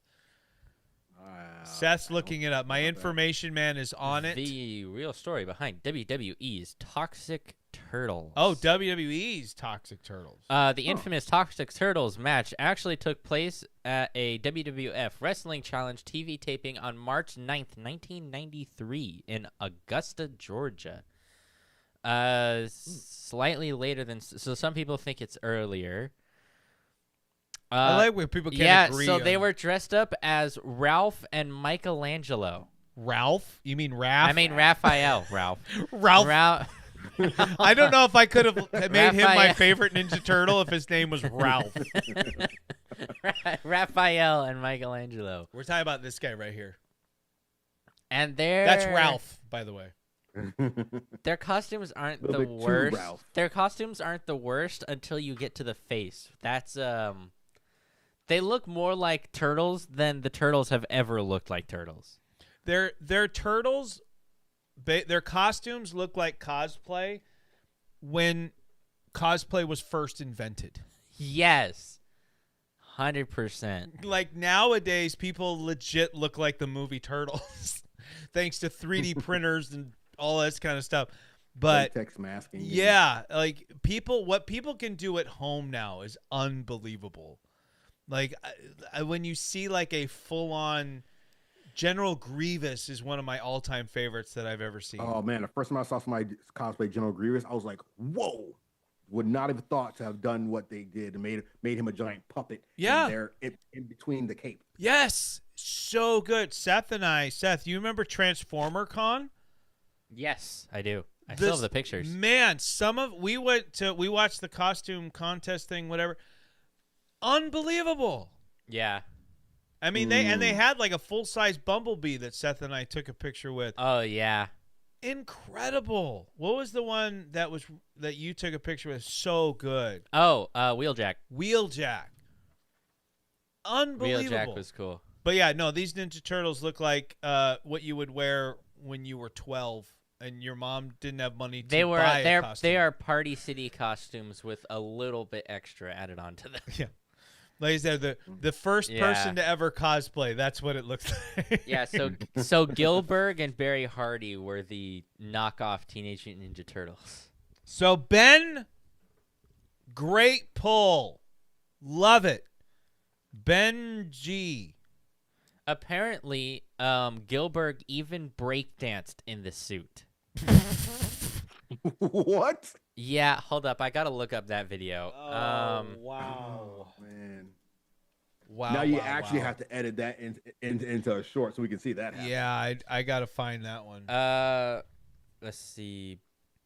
See, one of the things that I'm a little bit bummed about with this is if like we were trying to connect the MacBook to my iMac so that we could do this kind of thing. So if he looks up a video, we could play it. But every time we do, it screws everything up. It just takes too much. Takes too much from the PC. My goodness, you have to see their entrance. This is Oh my gosh. Well, let's just encourage people to see it after the show. Apparently people love this too. Everyone's going crazy. This is like an awesome thing for people. It's one of those. It's so bad, it's good. Yeah. Yo, send me the link. Oh, and Seth, if you've ever wondered why your mouse disappears from time to time, it's because you are technically connected to my MacBook in a sense, and so when your mouse slides all the way over, it comes onto my screen. It went onto the iPad somehow Yes. at one point. If you go one direction, it goes onto your iPad. If it goes the other direction, it comes onto my Yeah, iMac. I just got it onto the iPad. I One have to like Direction was a good switch it group. all the way left. One direction, yeah. Right here. All right, Seth, do you have Back on another? track. Do you have another Yeah. bad character besides the Ninja Turtles, which weren't Attitude They weren't Era, bad. They were unfortunately. great. What are you talking about? Oh, okay. I mean, the Ninja Turtles are great. Kind Thai comedy version. Oh, come on. What's wrong with Kai and Tai's comedy? I mean, it just depends. I mean, it's very racist. He's So I'll give it that. 91st, I think. I mean, the one thing I don't think we can count the 90? Indeed version of Funaki, Yeah, where they were 91st. dubbing. 91st. They would dub Kai and Tai, and Shane McMahon was the voice of Funaki. And to me, it just felt like a play on Godzilla films, right? Because let's be honest, Taka and Funaki, not exactly the strongest English speakers. And so I get kind of the joke of it, but yeah, I can also see where that would be bad for some people. Yeah, indeed. I don't think it was Pritchard. From what I remember, if someone wants to look it up for me, Seth, if you want to look it up for me for who was the voice of Funaki, I believe it was Shane. Voice of what? Funaki for the Indeed segments. How do you spell that? It's exactly how it sounds. Funaki. F-U-N-A. Oh. Hey, watch your mouth, Ashton. Oh, Mae Young. That's more of a storyline. Worst story. Yes. Shania Takahashi. What? That's what it says. Well, I think that's his real name. Funaki depends on which Funaki is being referred to. I think he's out. He's too far out with the information. Let's see. The Indeed catchphrase was Bruce Pritchard. Oh, The actor was Masato Funaki. right. In The games, English-speaking voice was Bruce Pritchard. in games, it was Mojito Funaki. Who also did Naruto and Marvel Disc Wars: The Avengers. Another character, Raiju Funaki, from the Code is voiced by Shania Takahashi. That's what it's showing.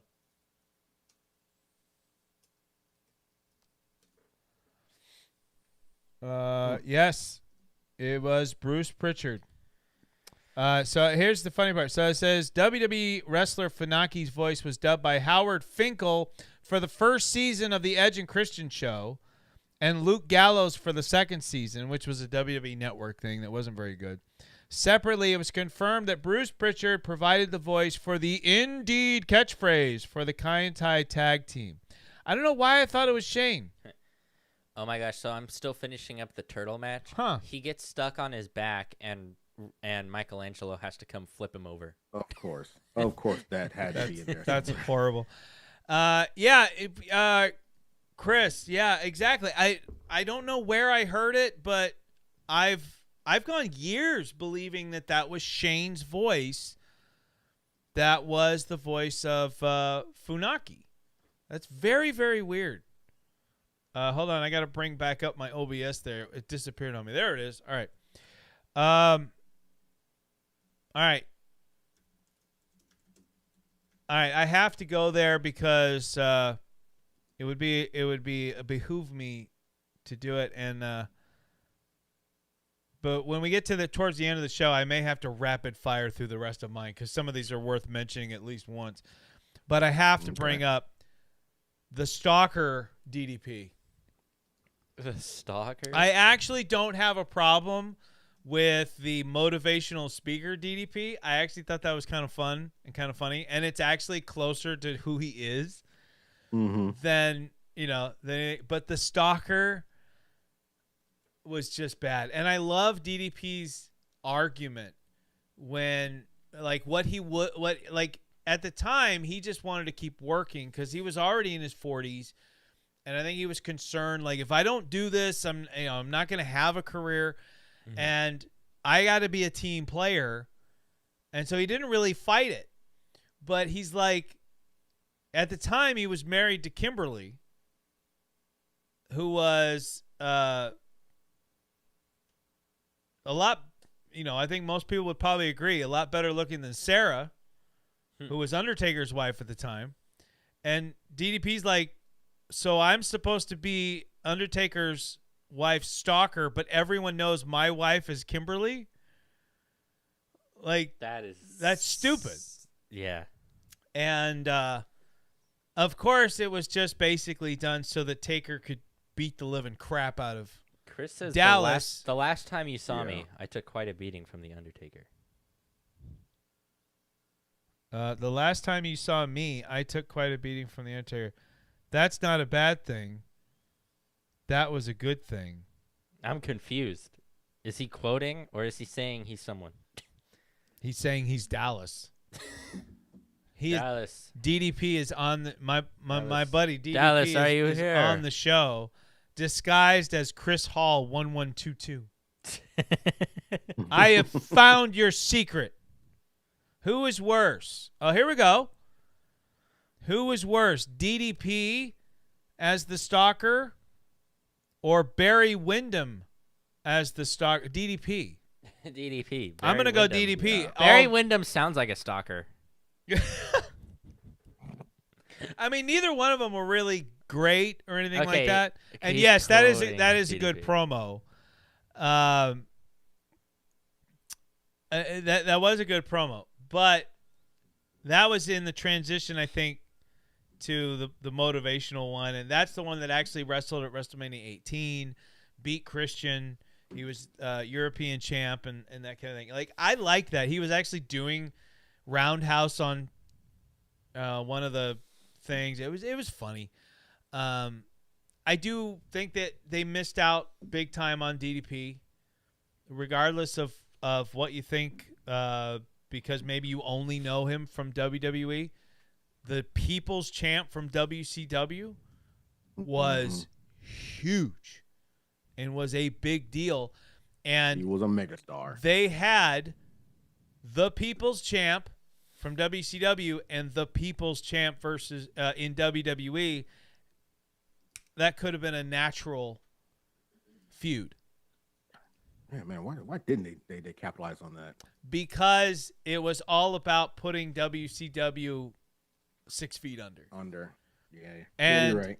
Dallas, I don't think Vince saw Dallas as the big star that he was. I don't think he saw Booker T. He probably saw Booker T being a bigger star than Dallas. But yeah, and they didn't have the big names that WCW had to really make the invasion angle work. And when you don't have those big names, you can't seriously put them over. Right? No Hogan, no Hall, no Nash, which, funny enough, they all made their names in WWE.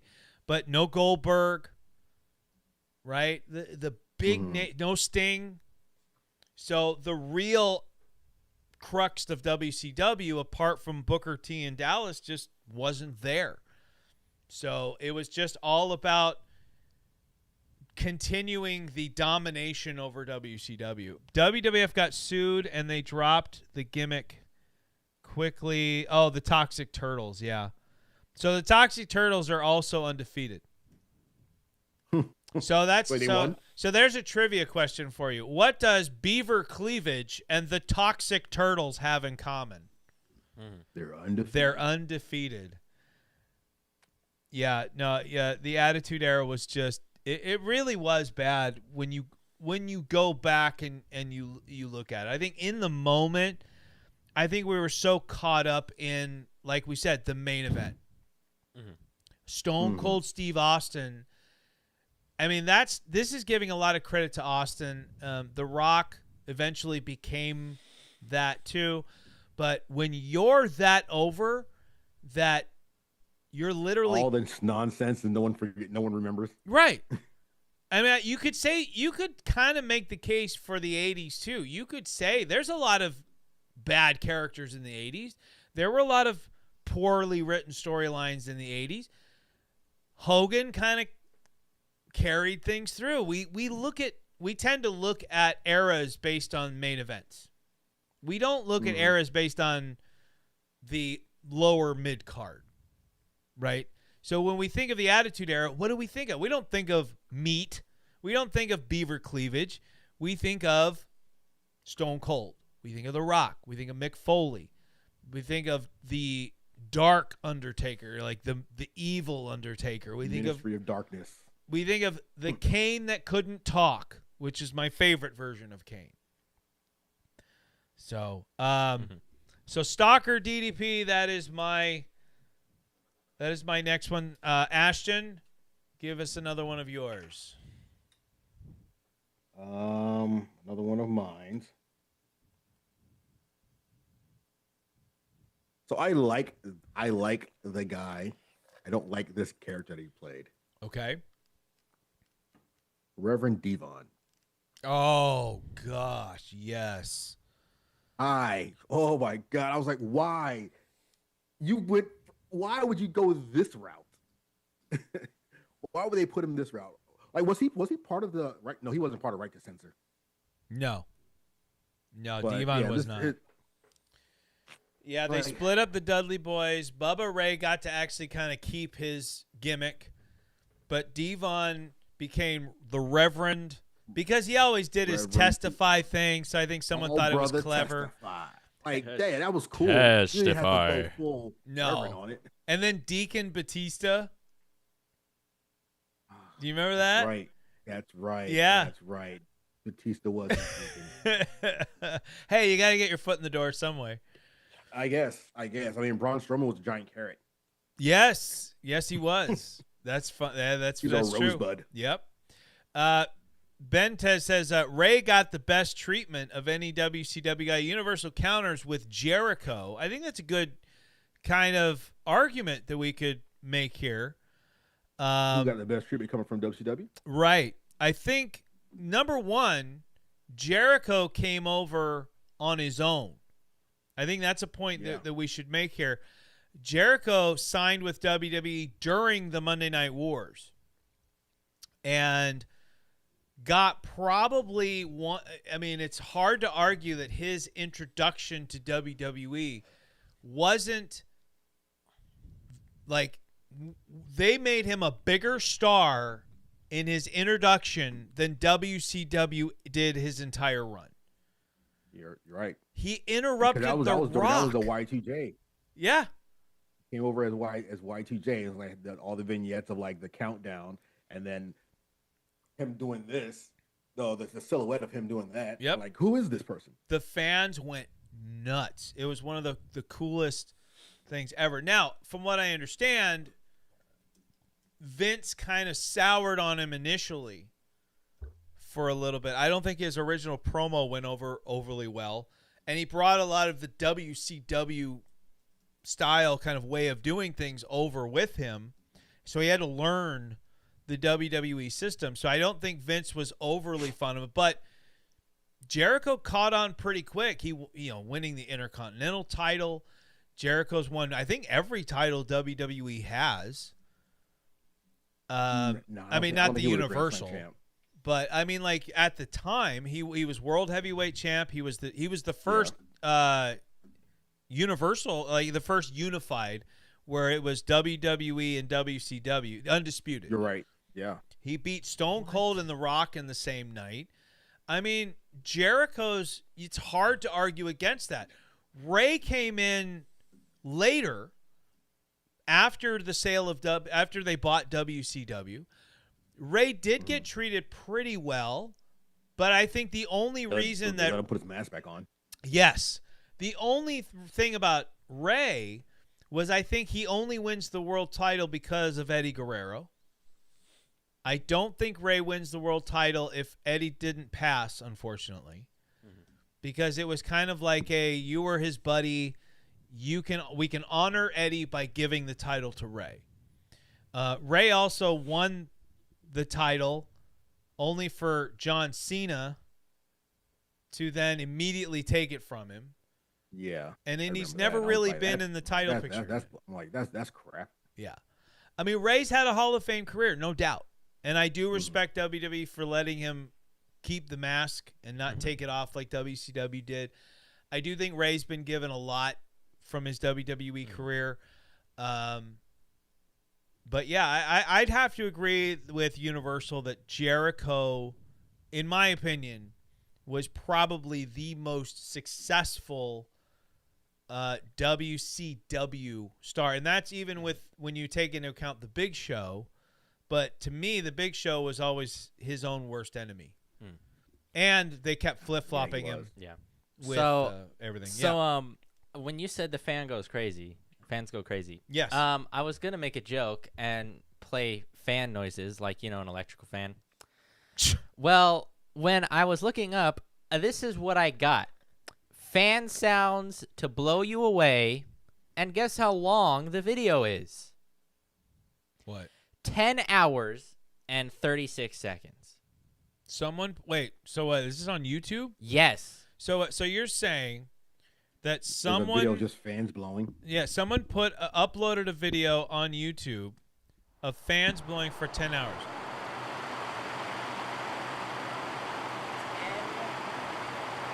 So 10 hours of this.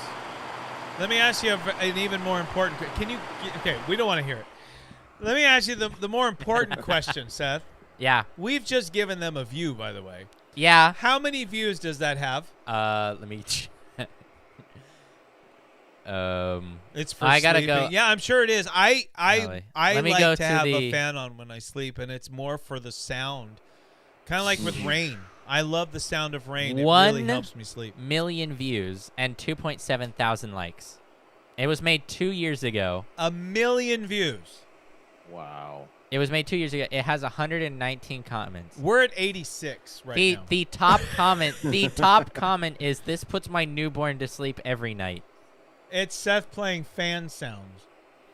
But you know what, though? To be honest, like I looked over because I was going to be like, oh, we only have 86 views for a non-preview WWE preview show is actually not too bad for us.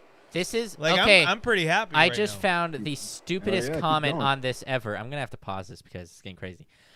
This is I opened my window and put my phone in the window to blow in cool air using this video, and it worked perfectly. What do they have? They play it on their PS4? No, their phone. I put my phone in the Oh. window to blow in cool air, and it worked perfectly. Oh my god! This one is crispy. Scared my wife. This one is crispy. This one is crispy. What is that? Oh, the Why are we talking about Eric- fans? I'm I sleepwalking don't know. because Let's- of this. Let's go back on Can we track. get Let's get back on track. Get this. I think I know why we go off track. Oh It's my gosh. Seth. Thank you for stopping my is tinnitus from today. bothering me all night. And it specifically requested Yes. this time in the video. All right. Anyway, Skip to Reverend- hour Reverend- 5. Yeah. All right. So who went last? I did the stalker. I did Reverend Devon. Reverend Okay. Devon. Seth, give I'm us. going to go 2 in a row because I want to hopefully He's just finish look at my that. He's just top taking over. 15. So Seth here's the thing. Sims takeover. So 90th is the oddities and 89th is the DOA. Well, we already talked about the oddities. Yeah, that's why I said I So want it's to do these two. DOA. That was DOA. Skull and Dead on 8 Arrival. Ball. Right? Yeah, Skull and 8 Ball. Yeah. Who I believe in real life weren't they like just like horrible? I have no clue. Like I feel like in real life they were like Mm-hmm. Nazis or something. Yeah. Like 87. they had like tattoos of Just because I want to get through at least the something like section. that. I don't know. I don't want to be. Yeah. I really don't want to talk out of turn. But I remember something about those guys just not being Yeah. Good people. Just because I want to finish this yeah, short the list. disciples of Apocalypse. The 88th is Los Borracuas. Yeah, And that's pronounced properly, isn't it? yeah. Yeah, they have an 80 SS tattoo Yeah. from biker culture, which, I mean, like, it's funny. I get, like, different cultures have symbols, but you have to know that some of that stuff has meaning to other people. Yeah. Now, I've said this before. Our neighbors here where we live are they're in their culture. The swastika is not a Nazi symbol. Well, there's two different ones. It There's is a part of there's their. the Nazi swastika, and then like which is a mirrored version of the tribal symbol. Right, and so they'll put it on their car because it's part of their religion. It's part of their history. Yeah. And people will go over. The Chinese symbol that's actually that's squared and not diamond shaped. No, I believe it's an Indian. It's an Indian thing. One yeah. where it looks just like a swastika. Yeah, it stands for like peace and all that. Okay, well, because I know that symbol is also in Chinese culture or Buddhist. Right. What Ben? What's the strange hill to die on? I'm just curious. The SS tattoo. I don't know. I mean, it's just like I don't know. For me, like I have lots of tattoos. I got my chest. I've got my arms, my back. I don't think you could say any of them are controversial. Like the bat symbol isn't exactly controversial. I have a dragon. I've got Pirates of the Caribbean. My back is basically one that I designed. I took two different designs and put them together, which are tribal wings and this cool sword that goes down my back. But like, if you were to come to me, if let's say in the Lutheran Church, which is what I go to, one of their symbols looks like a Nazi symbol. I don't think I wouldn't tattoo that on me. Yeah. Because the general consensus would be that it is a negative thing. Yeah. Right? Yeah. So I think you kind of got to be aware of that when you're, if you're going to tattoo an SS symbol on you. I don't care if it's a biker symbol or not. It's Yeah. I remember in my first unit in the Army, their unit name was called the Iron Eagles, right? Right. And the logo, somebody decided to use the Nazis' Iron Eagle. And I'm looking at it, I'm like, why is this our symbol? And they're like, well, we're the Iron Eagles. I'm like, yeah, but that's a Nazi Iron Eagle. Right. I'm like, I can do something better than that. And because I was an artist, I was like, I did something real quick, and I was like, all right, we're changing it. I did something way better, and they loved it. That's good. And it was like, yeah. I was like, yeah, please, thank you. I'm not wearing a shirt with this on it. I like somebody. One of my jobs didn't know that the Iron Eagle symbol, and didn't know what it was, and I'm like, how is that possible? How is it anybody today doesn't know this stuff? I mean, Indiana Jones has existed for a while. Everyone's seen it. But all right, we are running low on time here, guys. So what we're gonna do? Can I do my 780? Can I do my 87th real quick? Really quick, yeah, go for it. Issa Rios, or S.A. Rios. S.A. Rios. Yeah, not a lot of people are gonna remember that name. Yep. I don't. All right, that's my top. All right, well, let's 16 see if any of mine are still on any of your guys' list. I'm gonna run through mine, and I want you to just kind of say whether you agree or not, or if you don't remember, just say you don't remember. So here we go. The New Rockers, Al Snow and Marty Jannetty. Yep. I liked Al Snow. I like Al Snow, but not as a rocker. And this guy here is a really cool dude. I've met him. He's great. Al Snow is. He was actually very personal. 67th. He talked to me for like 5-10 minutes at Dallas's party.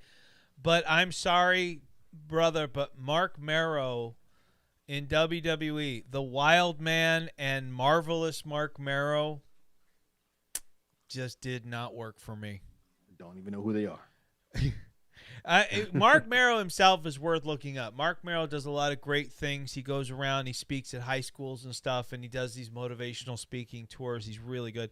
Number 5, the new Blackjacks, because, we really needed a rebirth of that group. Number 6, the final run of the British Bulldog. Is that where he had his braids and beads? No, this would be the Gene wearing version.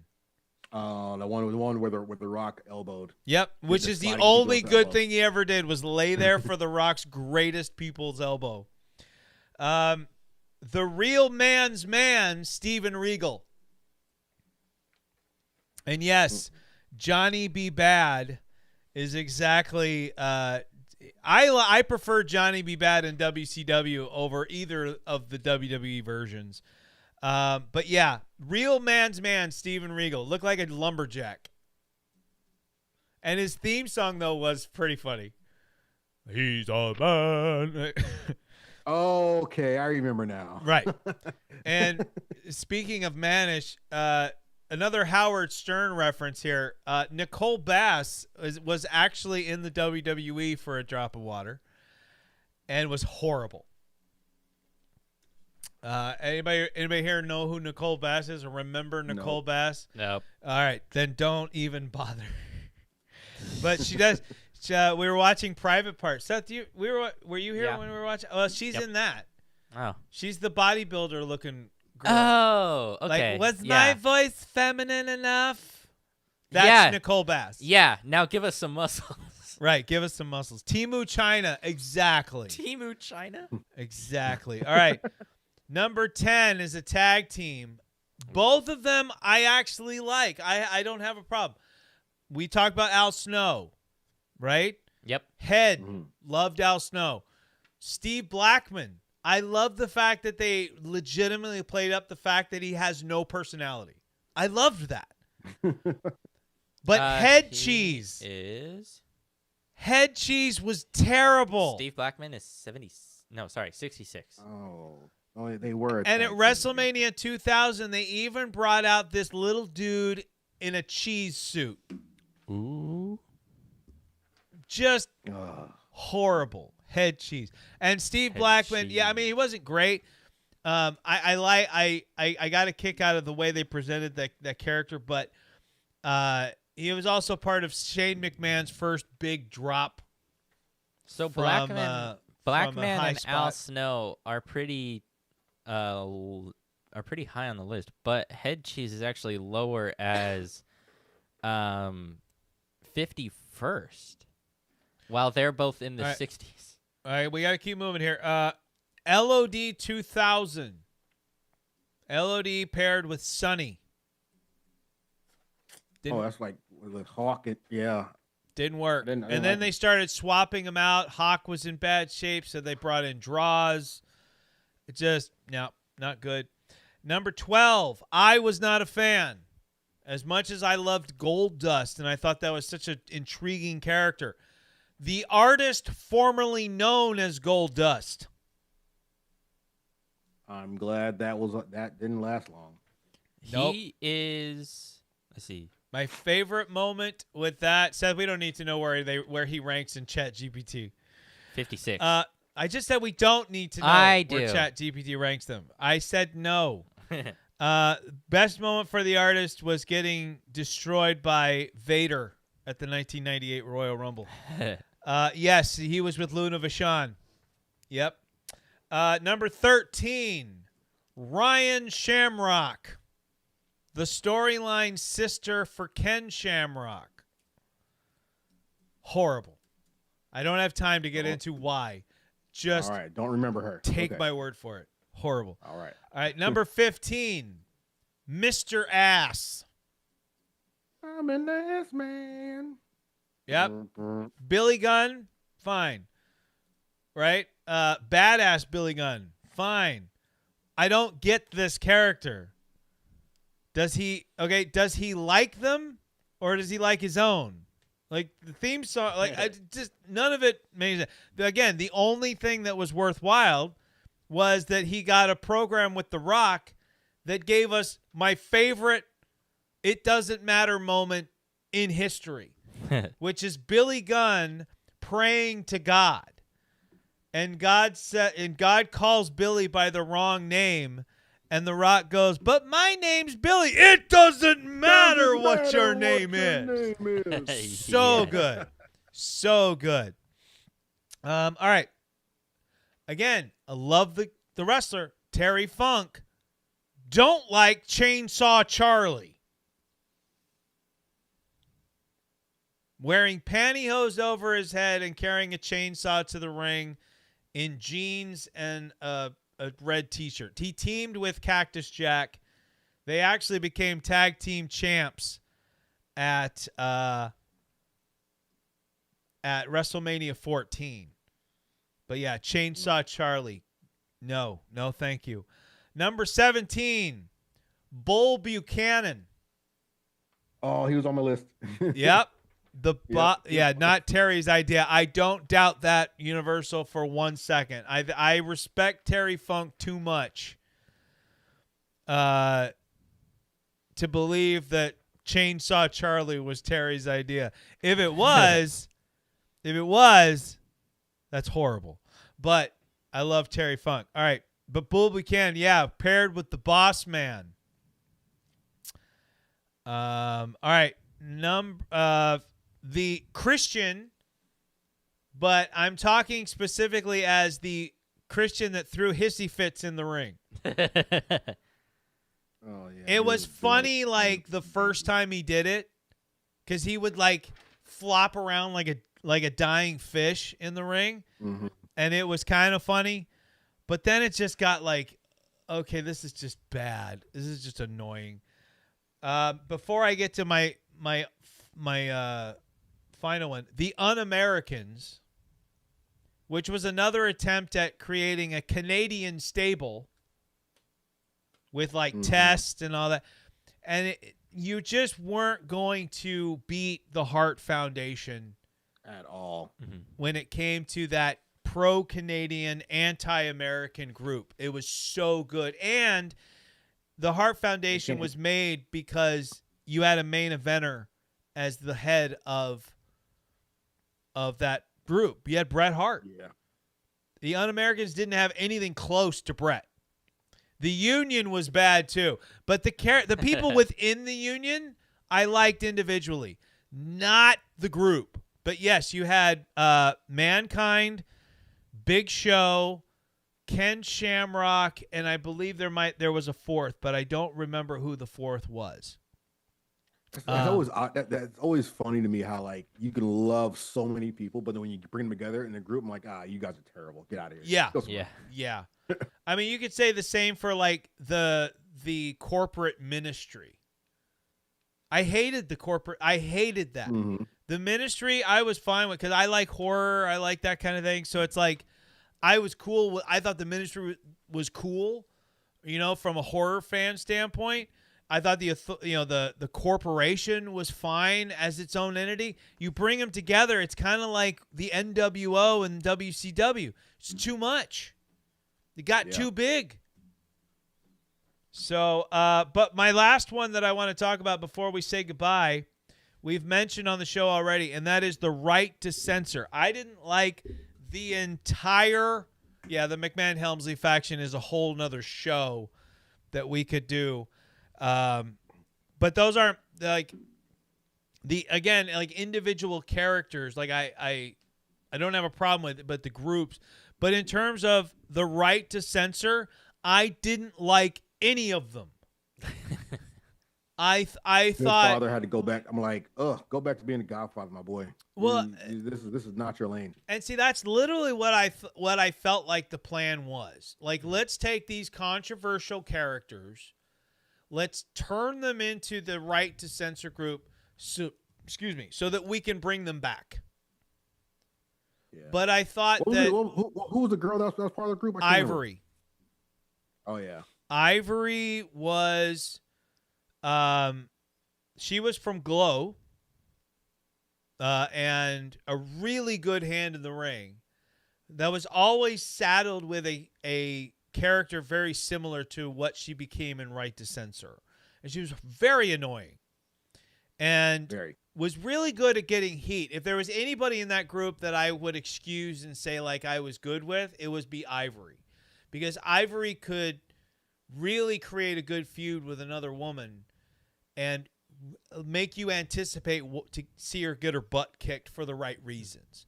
Whereas the right to censor of Steven Richards, Bull Buchanan, The Good Father, and Val Venus had go-away heat. Mm-hmm. You don't want go-away heat. And yes, You want that Dominic Mysterio heat. Yes, and their theme song was basically just a siren going off. And it was ear-piercing. Yeah. And I get what WWE was doing. I get what they were doing. We're coming up. Right to Censor came in at the end of the Attitude Era when the parents thing was going after him and all that stuff. So WWE was like, oh, well, we're going to make fun of you by creating this group. They're going to be the bad guys. Everyone's going to go after him. I get it. I get the purpose of it. I just didn't like the execution of it. Yeah. I loved The Godfather, regardless of the whole deal or anything like that. I liked the character. I didn't think it was the right time to get him.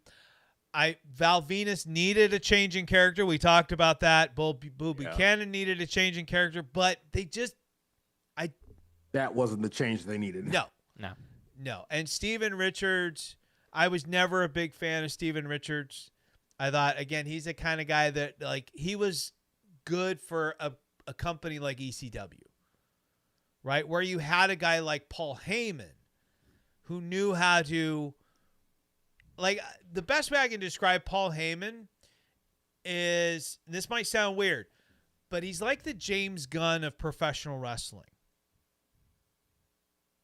James Gunn is really good with, Universal said this before, James Gunn is really good with misfit characters. The characters that shouldn't work, he can make them work. Yeah. I'm not a big fan of what he does with the big names, with the main event things. Yeah. Like I personally was not a big fan of what you see over here of Superman. To me, it was mid. But Guardians of the Galaxy is up here for me. Oh, yeah. Love Guardians. So good. I thought I actually liked what he did with Suicide Squad better than what he did with Superman. But Heyman could take those misfit characters and make them stars. Yeah. Right? Now, Heyman's better at... what he's trying to do right now. Right. Exactly. And that's where my analogy comes in there. And I actually made a good analogy, I think. For the first time on the show, I think I made a good analogy. It's not the first time, but it's few and far between. Thank you, Aston. Appreciate that. All right, guys, we got to start wrapping the show up. It is 9 o'clock. Thank you so much, everybody, for jumping in on this show. I had a lot of fun here today. I love our new direction here on the Positively Pat Sims YouTube channel. A new direction. And what we're now another One Direction. Right. And what we do on WANT. So a few things I want to remind you guys about before we get going here. Number one, our Friday night show, Warriors Unleashed, is going to be changing time slots starting this Friday. So instead of going on at 8 p.m. Pacific, 11 p.m. Eastern, which is a little bit late for a lot of you guys on the East Coast, we're going to be changing it up. We're going to be coming on 2 hours earlier at 6 p.m. Pacific, 9 p.m. Eastern, which is going to make it a little bit easier to digest for the East Coasters. And basically, Warriors Unleashed is our inspirational health and fitness show that helps you become the best you that you can be. I love Warriors Unleashed. It's such a great show to do, and it really makes me feel good to do that for you guys. Oh, yeah. This show, since we switched over to being a pro wrestling show, it's awesome for me because I love pro wrestling. Pro wrestling gave me everything I have today.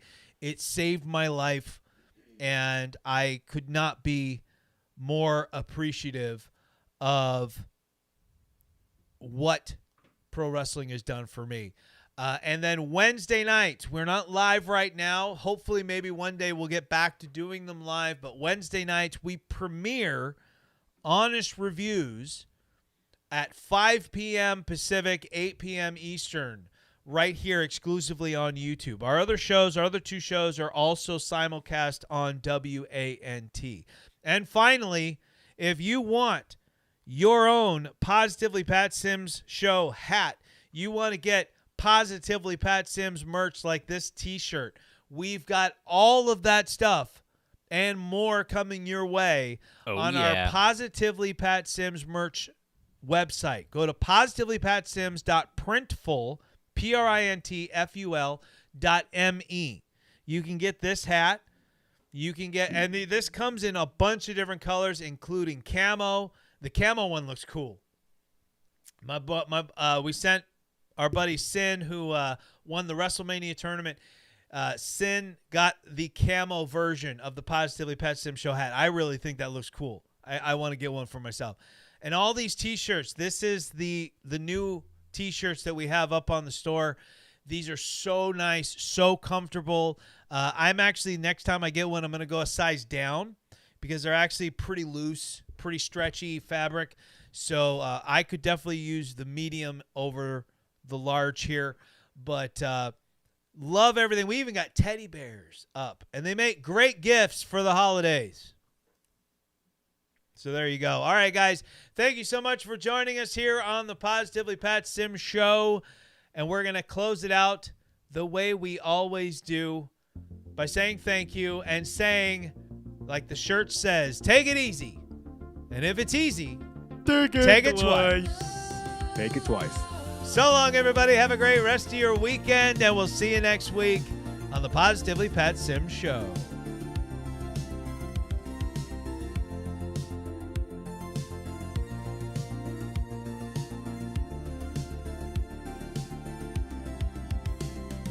The lights are dim, but the room still hums with the echoes of laughter and the moments we spun. Every honest word is like a stone in a stream. It rippled, it lingered, it shaped our dream. And if you ever wonder where I'll be, look to the screen, I'll be there, you'll see. Goodbye to the faces that stayed in the glow. Goodbye to the voices I always know. This isn't an end, just a bend in the road. Goodbye for now, my friends, my show.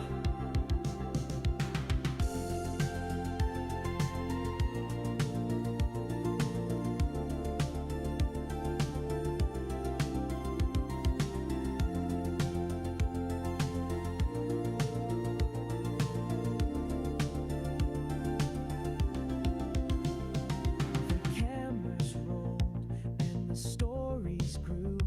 Each review a mirror of me and you.